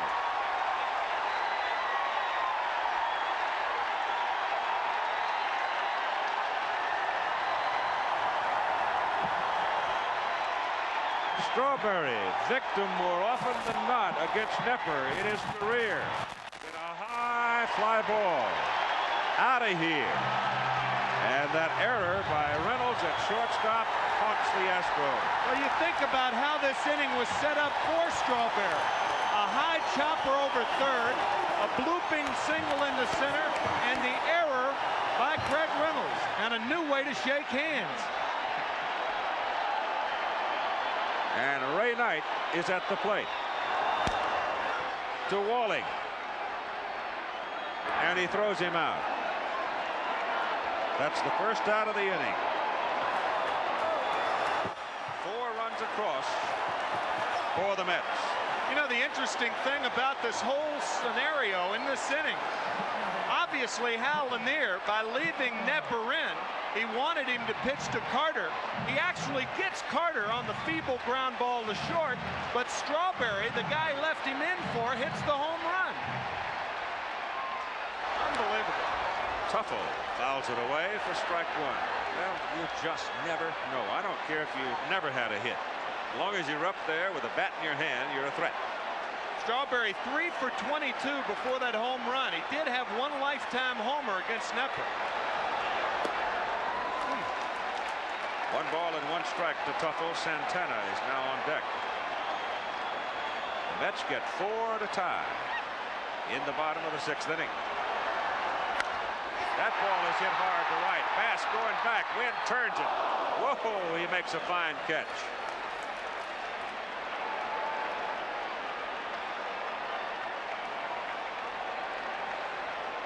Did Kevin Bass ever make a fine catch? Talk about playing shallow the other way. The outfielders do go back very, very well. Better than they think. Well, that's a fine play by Kevin Bass.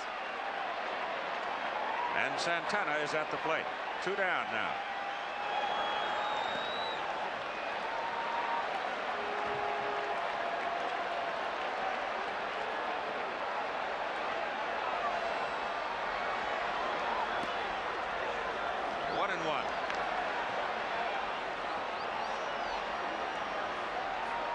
Roger McDowell is now up in the New York bullpen, and he's throwing with purpose. That ball is hit well to left, but Cruz has an angle on it, and Jose makes the catch for the 3rd out.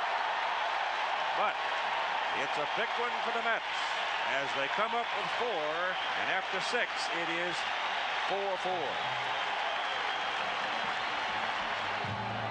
A 3-run home run from an unlikely source, and bingo, you're even at 4. Yeah, I guess the source was likely in that it was Strawberry, but the error was the thing that was not likely. Craig Reynolds making the error that really opened up the inning, but the one hit, the high chopper over the glove of Denny Walling, and then the little looper into center field, and then the big bombers came up. Fastball on the inside part of the plate, but not for long. It was a high towering thing, which again, in the face of the wind, the capricious wind apparently was not blowing in from right in this particular instance, and it was out with plenty to spare. And so Darryl Strawberry takes 1 swing and does a lot to get the booze off his back, because he was hooted around here quite a bit during this past season and didn't like it. As a matter of fact, he went 0 for the month of August in this ballpark. 0 for 45 in this ballpark in August. And they were coming down pretty hard on him. Bill Doran, top of the order, will lead it off for Houston. Doran has a home run in the ball game, but that was off Ron Darling. Rick Aguilera is out there now with a chance to win this ball game.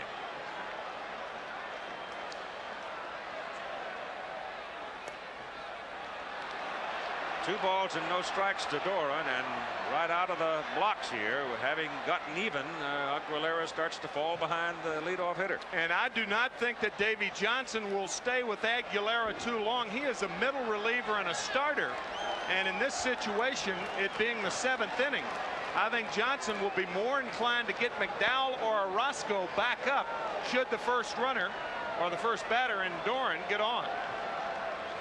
McDowell has sat down. He's no longer throwing in the bullpen.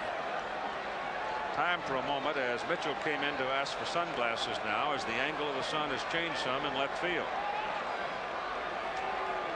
It's Bill Doran, Billy Hatcher, and Denny Walling for Houston. And that pitch is up. And it's 3 balls and no strikes to Doran. Aguilera says, where was that pitch? And Frank Pulley said it was high.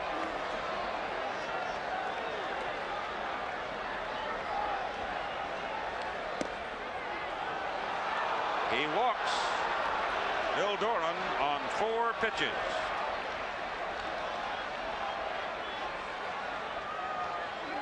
Now batting, center fielder Billy. Can it be that McDowell is ready already? Well, he was throwing in the 6th inning, and the pitcher is leading off the bottom of the 7th inning for the Mets. So if Davy Johnson does make a switch for a pitcher in this inning, it'll probably be a double switch. But right now, nobody is up for the Mets. And Billy Hatcher's at the plate with a pair of singles in today's ball game. Puts it on the ground. Third baseman Knight comes in, doesn't get a handle, throws it away. Ball goes skittering down the right field line. Strawberry retrieves, and Doran, the lead runner, moves all the way to third. Well, it'll probably be a hit and an error. I'm a little surprised that Ray Knight wasn't more shallow for Billy Hatcher because the bunt was in order. Of course, he is shallow right there. He was ready. He does get to the ball in a hurry, but when he comes up with the ball, he can't find the handle immediately, and then the low throw allows Hatcher to get a base hit, and the error sending Doran to third base.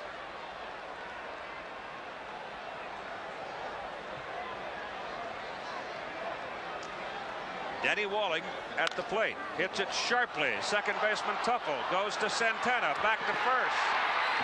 Safe at first base, so the run scored. And the Astros go back into the lead, 5-4.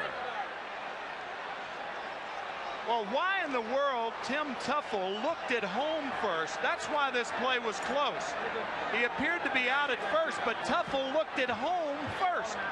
And when infielders are in double play situations, you're back to get the double play. He appeared to be out, but that really has nothing to do with it. Tim Tuffle fielding the ball and looking home first made what should have been a routine double play into a fielder's choice. Davy Johnson came out to protest briefly on the call at first base, but he's gone quickly back to the dugout.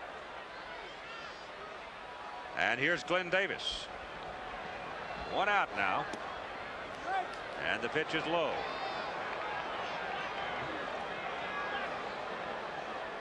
He appeared to be out at first base, but it's a routine double play if Tuffle doesn't look home first, and that is one reason that an umpire won't give you a close call like that if you don't execute properly.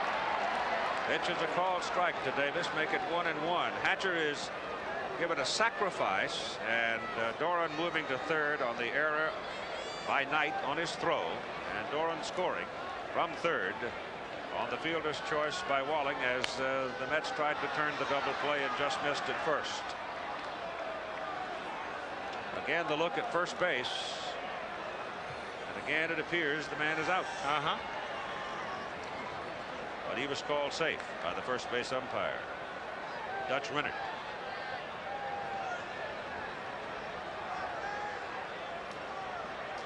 One and two to Davis, well outside.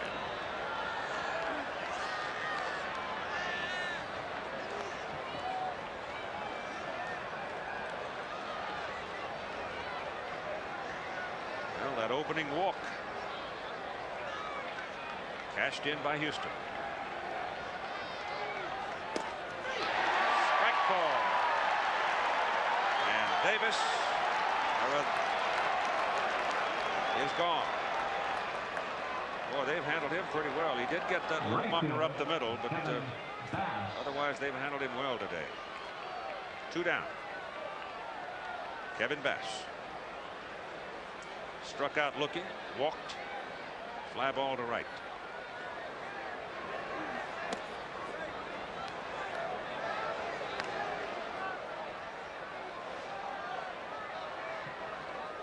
The Astros scored their run here in the 7th inning, much like the Mets set up their 3 in the bottom of the 6th. Yeah, but it's that inning when you have come back. That's right. To get your 4. That next inning is so important. It really is. You want to reverse that momentum as soon as you can, and the Astros have done that. 2-1.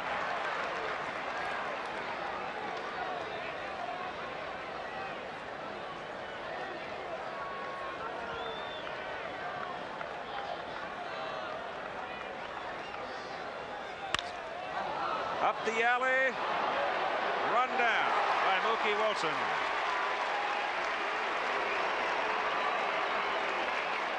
But the Astros battle back in the middle of the 7th. They lead 5-4. Back after this commercial message and a word from your local station.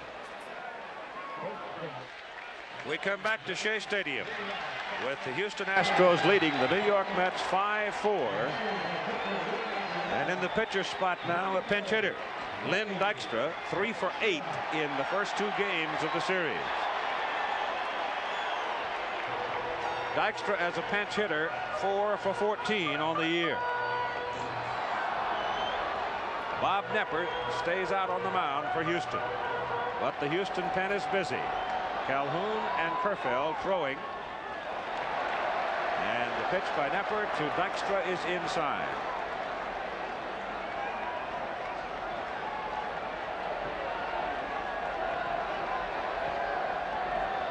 Orozco is up in the New York pen now, and it's a strike to Dykstra to make it 1-1. Mookie Wilson on deck, and then Kevin Mitchell.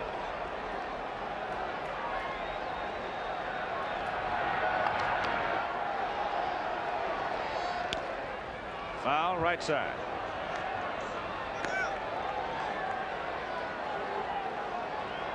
Well, with Mike Scott starting tomorrow, the one thing that the Astros can do now is pitch Jim DeShays today. That's why it's important for Hal Lanier not to have to wait till after the game to make the decision. DeShays is available.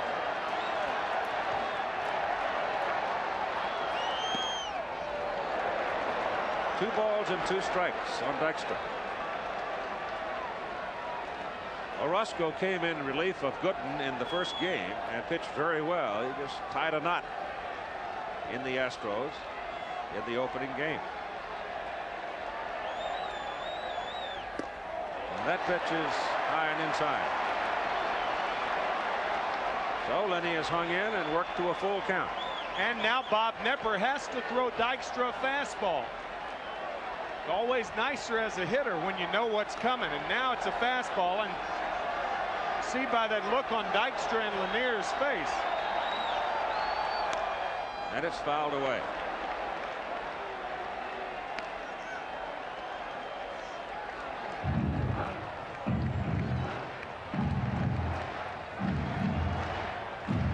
What is that, a drum?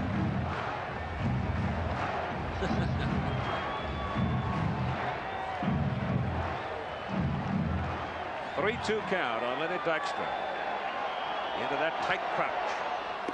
Swing and a miss, and he struck him out.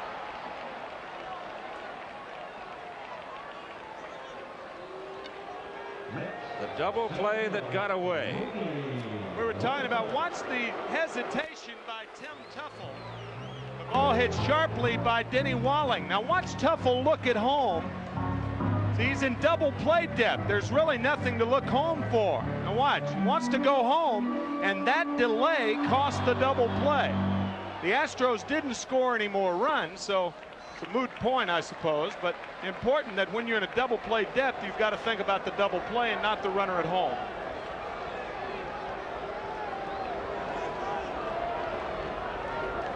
Mookie Wilson on the second pitch hits it sharply foul to the right side, and your count is 1-1 on Mookie. Kevin Mitchell, I'm sorry. That is Mookie Wilson. Kevin Mitchell. I was looking out into the bullpen as Roscoe warms up, and as Houston has now 2 men in their pen. If he should decide that is Hal Lanier, as Wilson hits a high pop on the right side for Davis, and he makes the catch just in foul ground for the second out. It's not beyond the pale that for a particular batter he could bring Calhoun for the one man. A guy like Keith Hernandez, and that's probably why Calhoun is up right now. Of course, you got a left-handed pitcher out there. I guess Calhoun probably would be relegated after Kerfeld to get one man maybe in the 9th inning or something like that. Mitchell, right-handed batter at the plate now. Kevin with a single and has scored a run. There's Jeff. And Mitchell fouls it away. The one thing about the Houston bullpen that has been pointed out time and time again is the absence of the left-hander, whereas Orozco fills that spot for the Mets with great effectiveness. And Jesse now has stopped throwing out of the New York pen.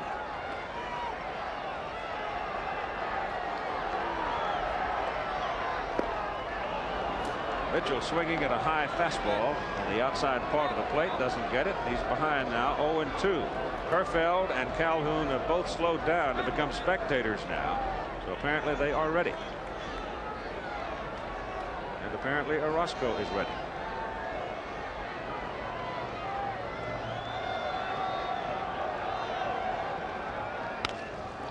A little bleeder to the right side. Doran can't get it. Bass has no chance at it, and Mitchell is aboard. A handle hit looped over the second baseman's head.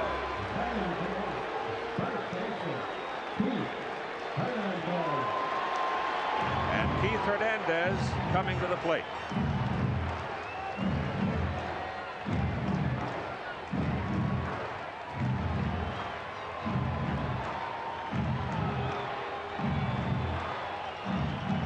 To get the feeling that somebody that Hal Lanier is going to pop out of that dugout, but he has not. Hernandez on the day has bounced out to the first baseman and singled twice and scored one of the 4 New York runs.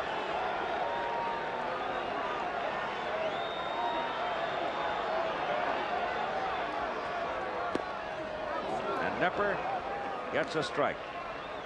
If Hernandez does get aboard here, and Carter coming up, I'll be surprised if we don't see Kerfeld. You bet your house on it.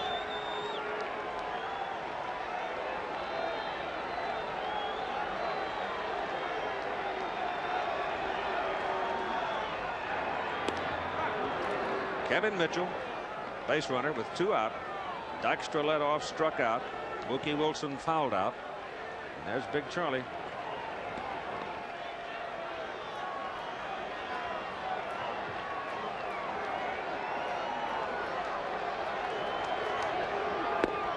Pitch is high.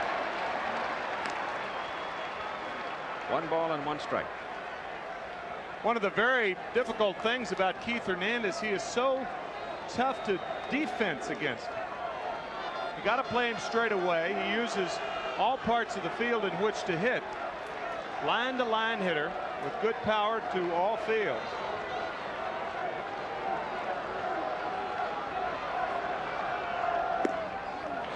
That pitch is inside. It's 2-1.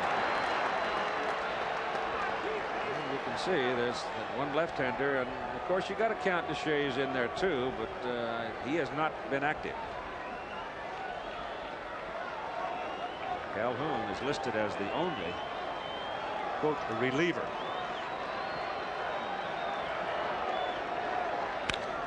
Hit to center field. Hatcher drifts back, makes the catch, and Nepper gets out of the inning. getting a very dangerous man on a fly ball to center. And after 7, Astros 5-4.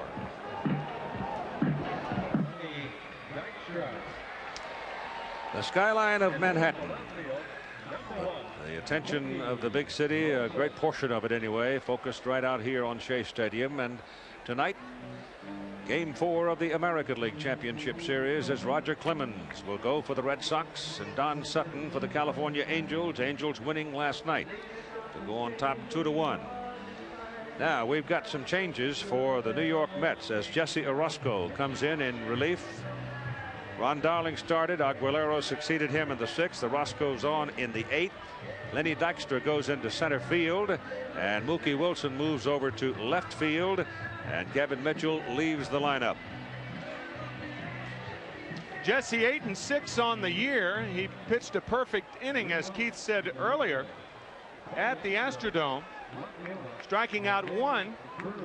And he has a 2.33 ERA with 21 saves, but the ERA for a short reliever is sometimes much misunderstood, because a lot of times if you give up runs with runners on base, it's somebody else's.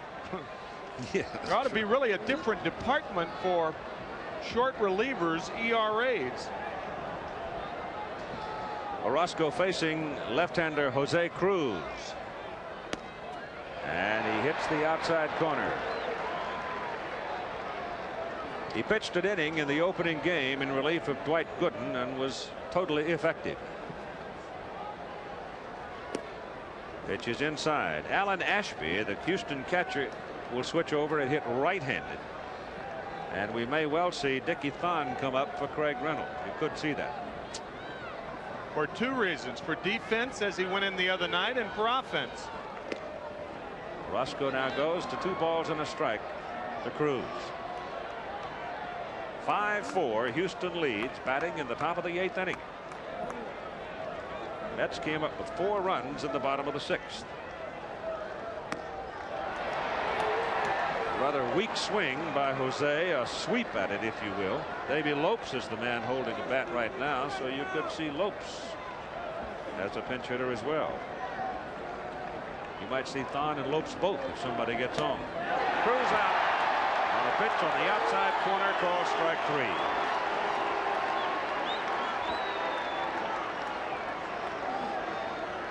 Well, this is just a nasty fastball thrown by Jesse Orosco. Notice how he ducked down there, and that's to get the front side of the left-hander to leave, and then he throws it on the outside corner. And Alan Ashby turns around and hits right-handed. Pins it in for a strike.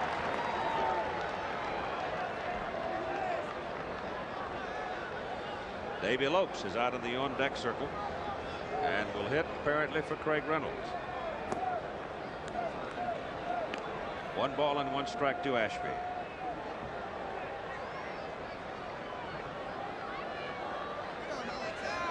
Maybe he was beating the drum. Just outside. Houston with 2 in the first, 2 in the second, 1 in the 7th. Mets with 6 in the bottom of the with 4 in the bottom of the 6th, and it's a 5-4 Houston lead. To the shortstop, Santana. 2 down.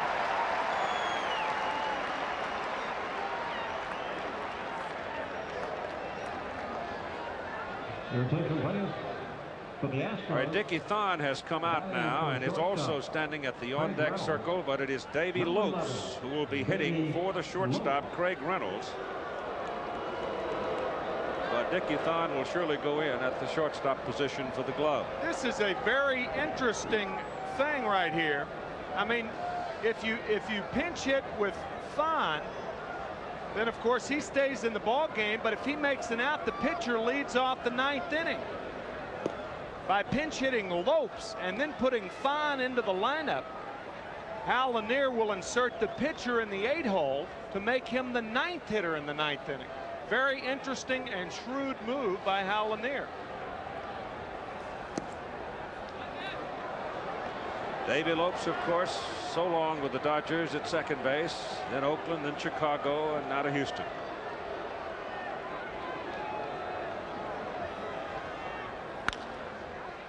Ray Knight gets a good bounce at third and throws him out.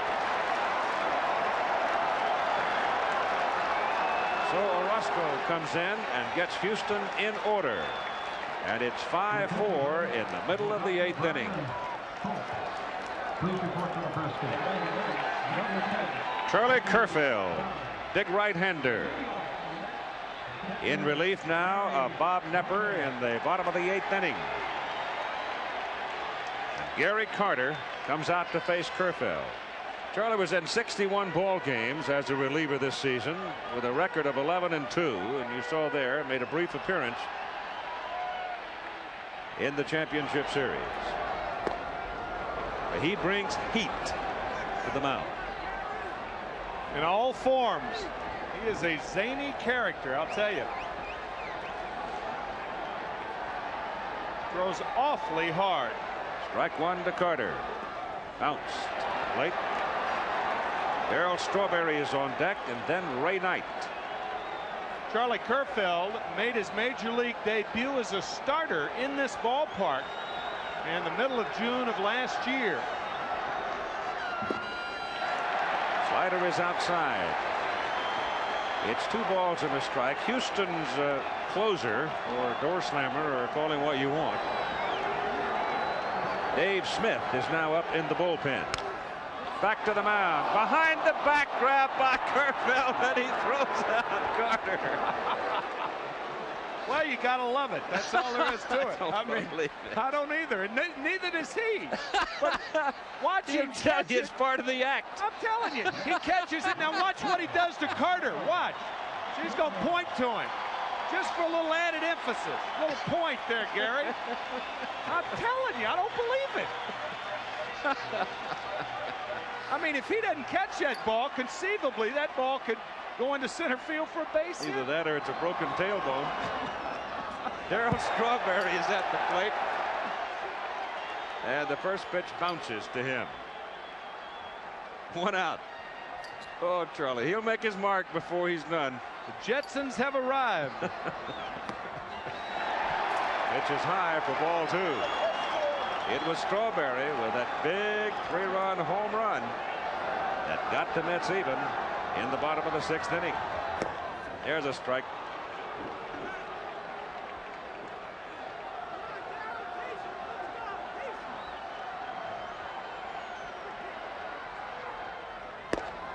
Strike 2.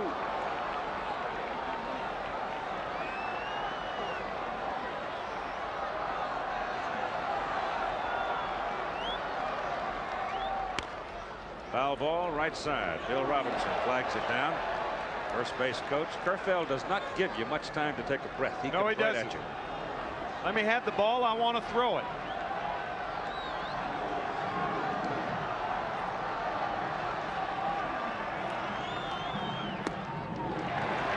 Three and 2 on Strawberry.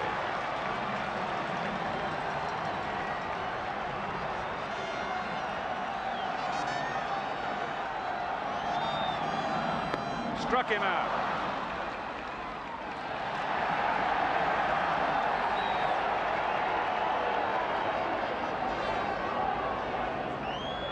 Tell you, Keith, I never liked to hit against pitchers where I couldn't see their eyes.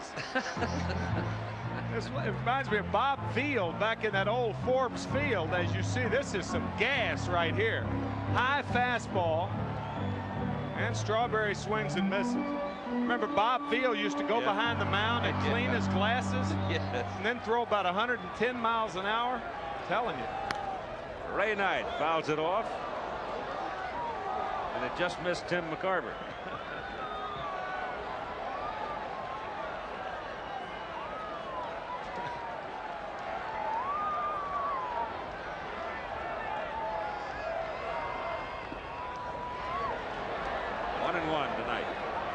Well, Kerfeld has not thrown a breaking ball over yet. That slider that he throws. How can Yogi and Hal Lanier be that calm at this stage of the ball game? Maybe they tied themselves down or something. Ball is hit in the air to right. Kevin Bass has some room on it and makes the catch for the third out. So Kerfeld does his thing. And the Mets go down in order as we move on to the top of the ninth inning. The Astros leading 5-4. Dickie Thon, the shortstop, will come up now and hit. Hitting in the number 9 position. Wally Backman is now playing second base defensively for the New York Mets. And Jesse Orozco comes with a breaking pitch on the outside. Not much of a break. Is that a hard slider? Hard slider and fastball, a tailing fastball, as you saw Wally Backman, who's inserted. To the shortstop, Santana. Thon runs pretty well, but Raphael gets him. So Thon hitting in the 9th position. We go back to the top of the order now for Bill Doran and Billy Hatcher. A 5-4 ball game in the top of the 9th inning. That's another small managerial move, but a good one. Since Tuffle is leading off the bottom of the 9th inning, why not insert Backman since the left-hander's already out of the game? Good move by Davy Johnson.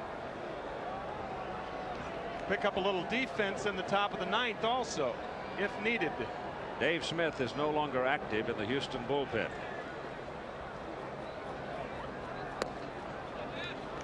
Two balls and no strikes to Doran.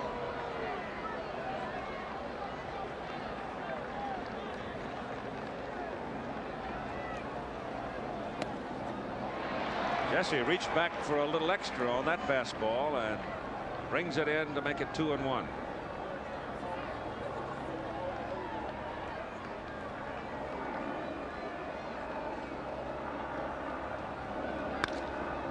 Sharply hit to center field. Base hit for Doran. He has homered, walked, and now singled.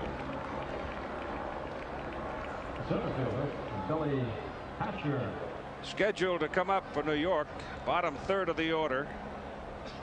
Tuffle is already out of the ball game. Santana's spot and then the pitcher's spot. And here are the people on the Mets bench available to manager Davy Johnson. 24-man roster.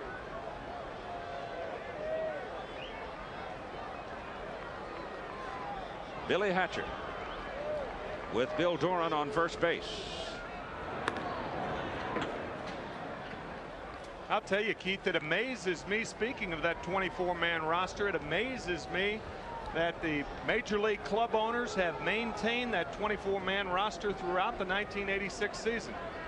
I thought it'd go back to 25 after about a month, and that seemed to be the general feeling of most everyone. Ball one to Hatcher. Walling on deck. Roger McDowell is back up in the New York bullpen. Got to have somebody ready in case somebody can manifest some productivity in the bottom of the 9th inning and produce at least a tie. Yeah, McDowell is up for Glenn Davis right now. Walling is on deck, but Davis in the hole. Should he hit this inning, don't be surprised if McDowell's in there. 2 balls and no strikes to Hatcher.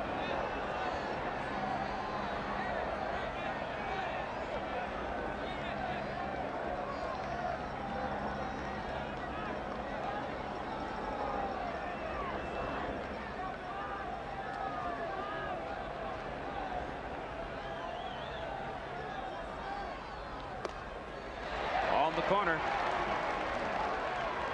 2-1. Remember, the American League Championship Series goes tonight, 8 Eastern time here on ABC. That's game 4 of the American League Series between the Red Sox and the Angels. And Roger Clemens coming back with only 3 days rest. Mike Scott tomorrow night coming back under the same circumstances. Hatcher swings and misses, and they've got Doran hung up. Got him caught, and Hernandez tags him out.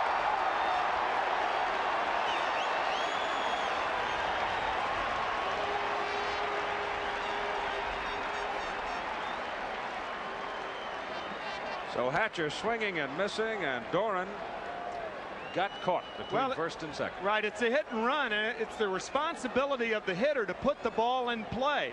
The ball was in the dirt, and Doran's an easy out. He gives Keith Hernandez a little courtesy shove after Hernandez tags him out. Little shoulder there.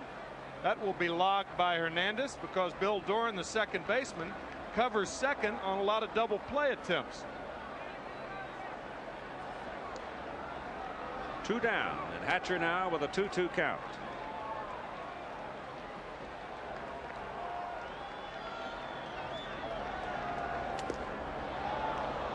And Orozco changes speed, misses outside to go full count.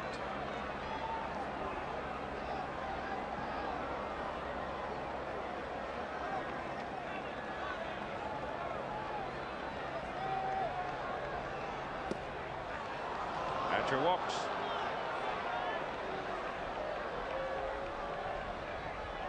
Well, in the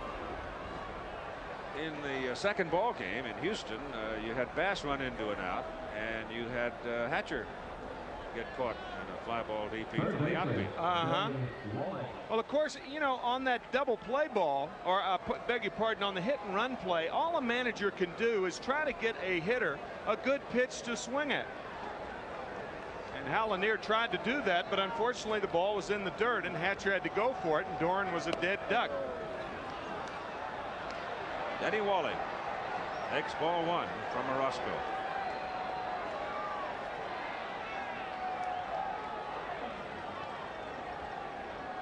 Two out.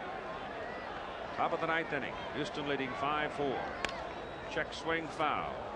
Down the third base side. This telecast presented by authority of Major League Baseball may not be reproduced or retransmitted in any form without the express written consent of Major League Baseball. Hal Lanier talking to his catcher. As you saw in that instance many times, Hal Lanier in this instance, however, talking to the coach, who in turn is talking to the hitter. Saw the other night as Walling swings and misses. Constant communication between Ashby and Lanier. And they were in a defensive posture. I would be very, excuse me, Keith, I would be very surprised also that Lanier wasn't flashing a steal sign to Billy Hatcher at first base. It's a 1-2 count. 2 outs, left-handed hitter up there. Want to try to steal another run.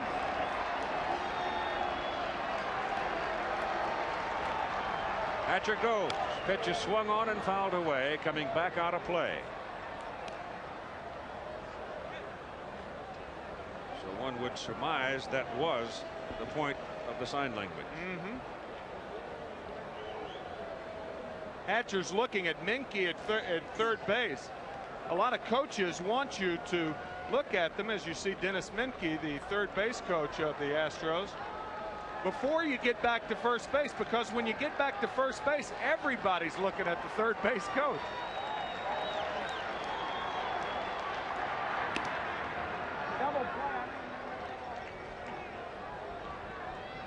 A pitch in the dirt denying Hatcher contact on the ball, resulting in Doran getting caught in a rundown. Right now looms as a big play in the top of the 9th inning.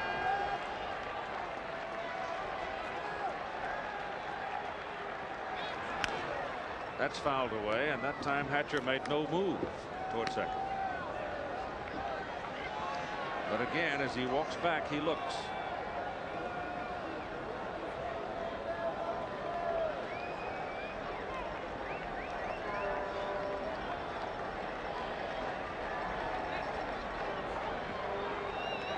McDowell is now warm and ready in the New York pen, and he's stopped throwing, standing watching.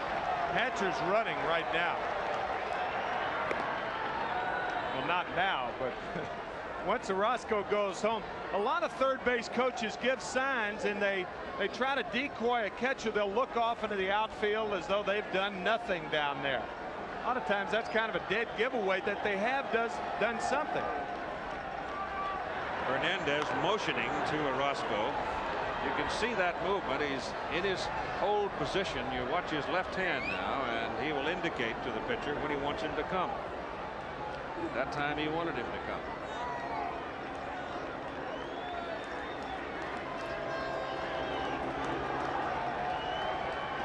Hatcher goes. Swung on and missed. Strike 3. Side retired. So it's 5-4 going to the bottom of the 9th inning. Back after this commercial message and a word from your local station. The crowd up on their feet, shouting to the heavens as Wally Backman, Danny Heap, and Lenny Dykstra will come to the plate for the Mets. Houston leads it 5-4. Backman up for the first time in the ball game.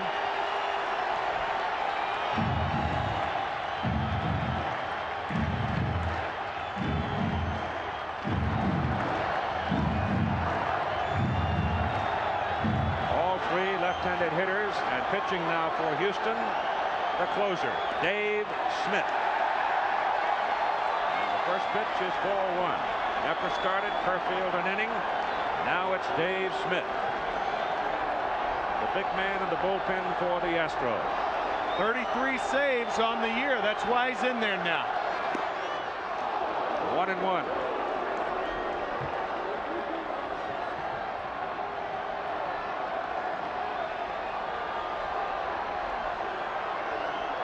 Houston trying to protect the 5-4 lead and go ahead in the series 2-1. Ball is bunted by Backman. Roll toward the first baseman, and Backman goes out to the extreme portion of the baseline, and now Hal Lanier is going to scream about it as to whether or not he left. They're going to say that he went out of the baselines to avoid the tag. That's Lanier's argument right now. Now watch Wally Backman. Now obviously you can do this on a single to the outfield, but it's questionable as to whether you can do it to avoid a tag. You must be able to touch the bag. Now did Backman circle and come back to touch the bag, or when he made the circle, was he in a position to touch the bag? It was Dutch Renner's position that he was always in a position to touch the bag, and now they're going to get some help. Frank Pulley.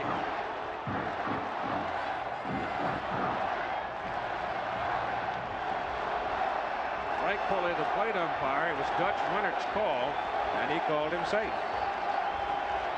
I think Lanier is asking Pulley to help Rennert out because Rennert was preoccupied with the tag of first base, and maybe Pulley may have had a better view of whether Backman went out of the baselines to avoid the tag or not.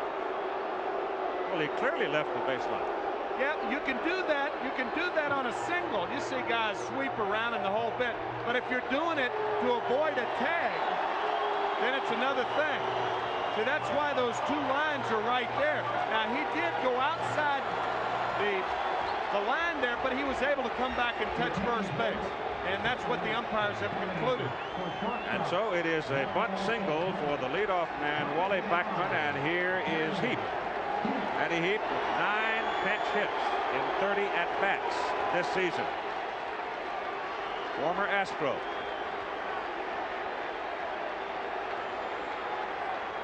And Backman with good foot speed on first base, representing the tying run.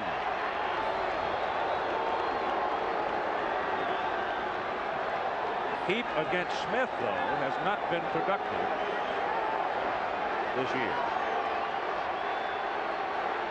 But it's a different season right now, isn't it? Certainly is. Bunt is fouled away. Denny Walling got a late start at third, as it seemed obvious that Heap would try to put it down in his way. Well, this is a bit strange because Danny Heap has no sacrifices on the year. The only thing that I would imagine is running through Davey Johnson's mind, if he does get 2 strikes on him, then Heap's a better hitter than Santana. Backman off first, representing the tying run. 5-4 ball game in the bottom of the 9th inning. 1 strike to Heap, and that pitch is inside, and it gets off the glove of Alan Ashby and rolls to the backstop. And Backman goes to second, and now it's advantage Johnson.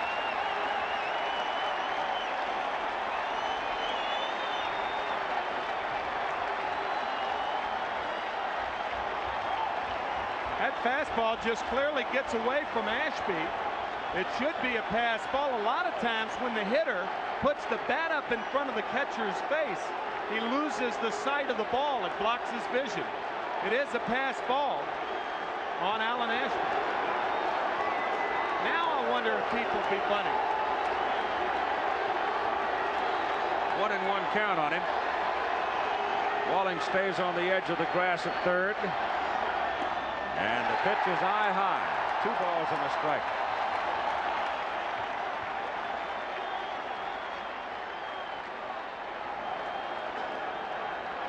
Infield has crept in.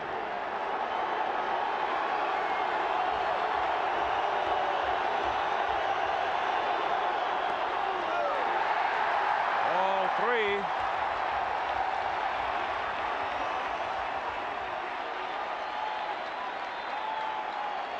All Heap has to do is get the ball to the right side. Yeah, and things change. You know, no pitch is ever the same. You got a 3-1 count now. You want a pitch you can hammer. That was Danny Heap's initial intent in swinging. Just get Backman to third base. But now he's ahead in the count. Now he wants to hammer. He wants to drive him in, not over. Pops it up. Out of play, coming back into the crowd. And it's 3-2. At Dave Smith in that fork ball, he has been throwing that pitch. That's his bread and butter pitch. And he got it over on the 3-1 count. And if you're Danny Heap, you ought to look for it again, because that's what you'll get.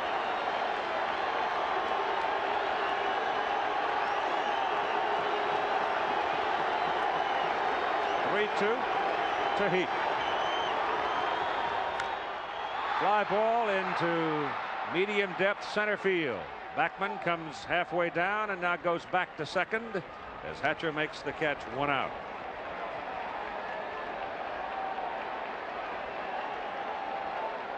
So now Dave Smith will pitch to Lenny Dykstra. Gene Mock once told me that you can score a lot of runs with the types of outs you make. That was not a good type of out to make, because Backman's still at second base. No runner advanced.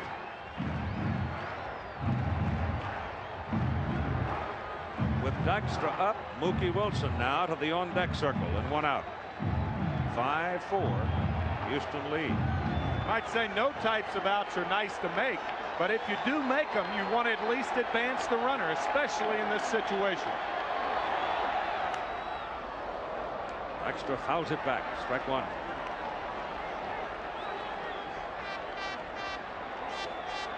Walling on the grass at third. Davis just off the grass at first. Everybody's on the dirt.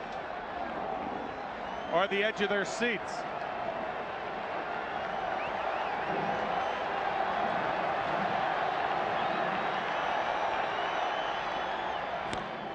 Hit to right. Bass going back. Going back. It's gone.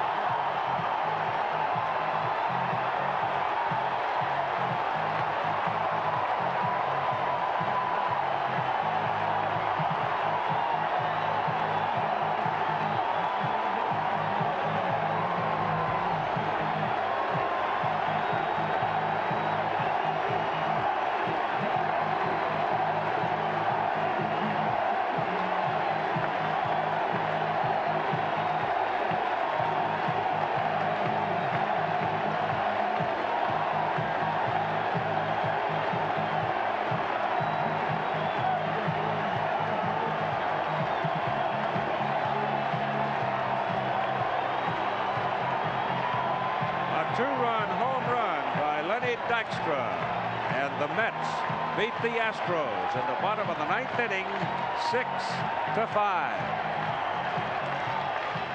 And take a 2-game-to-1 lead in the National League Championship Series. Dave Smith, the ace of the bullpen for Houston, throws a fork ball, and Lenny Dykstra hit it out as the Mets win 6-5.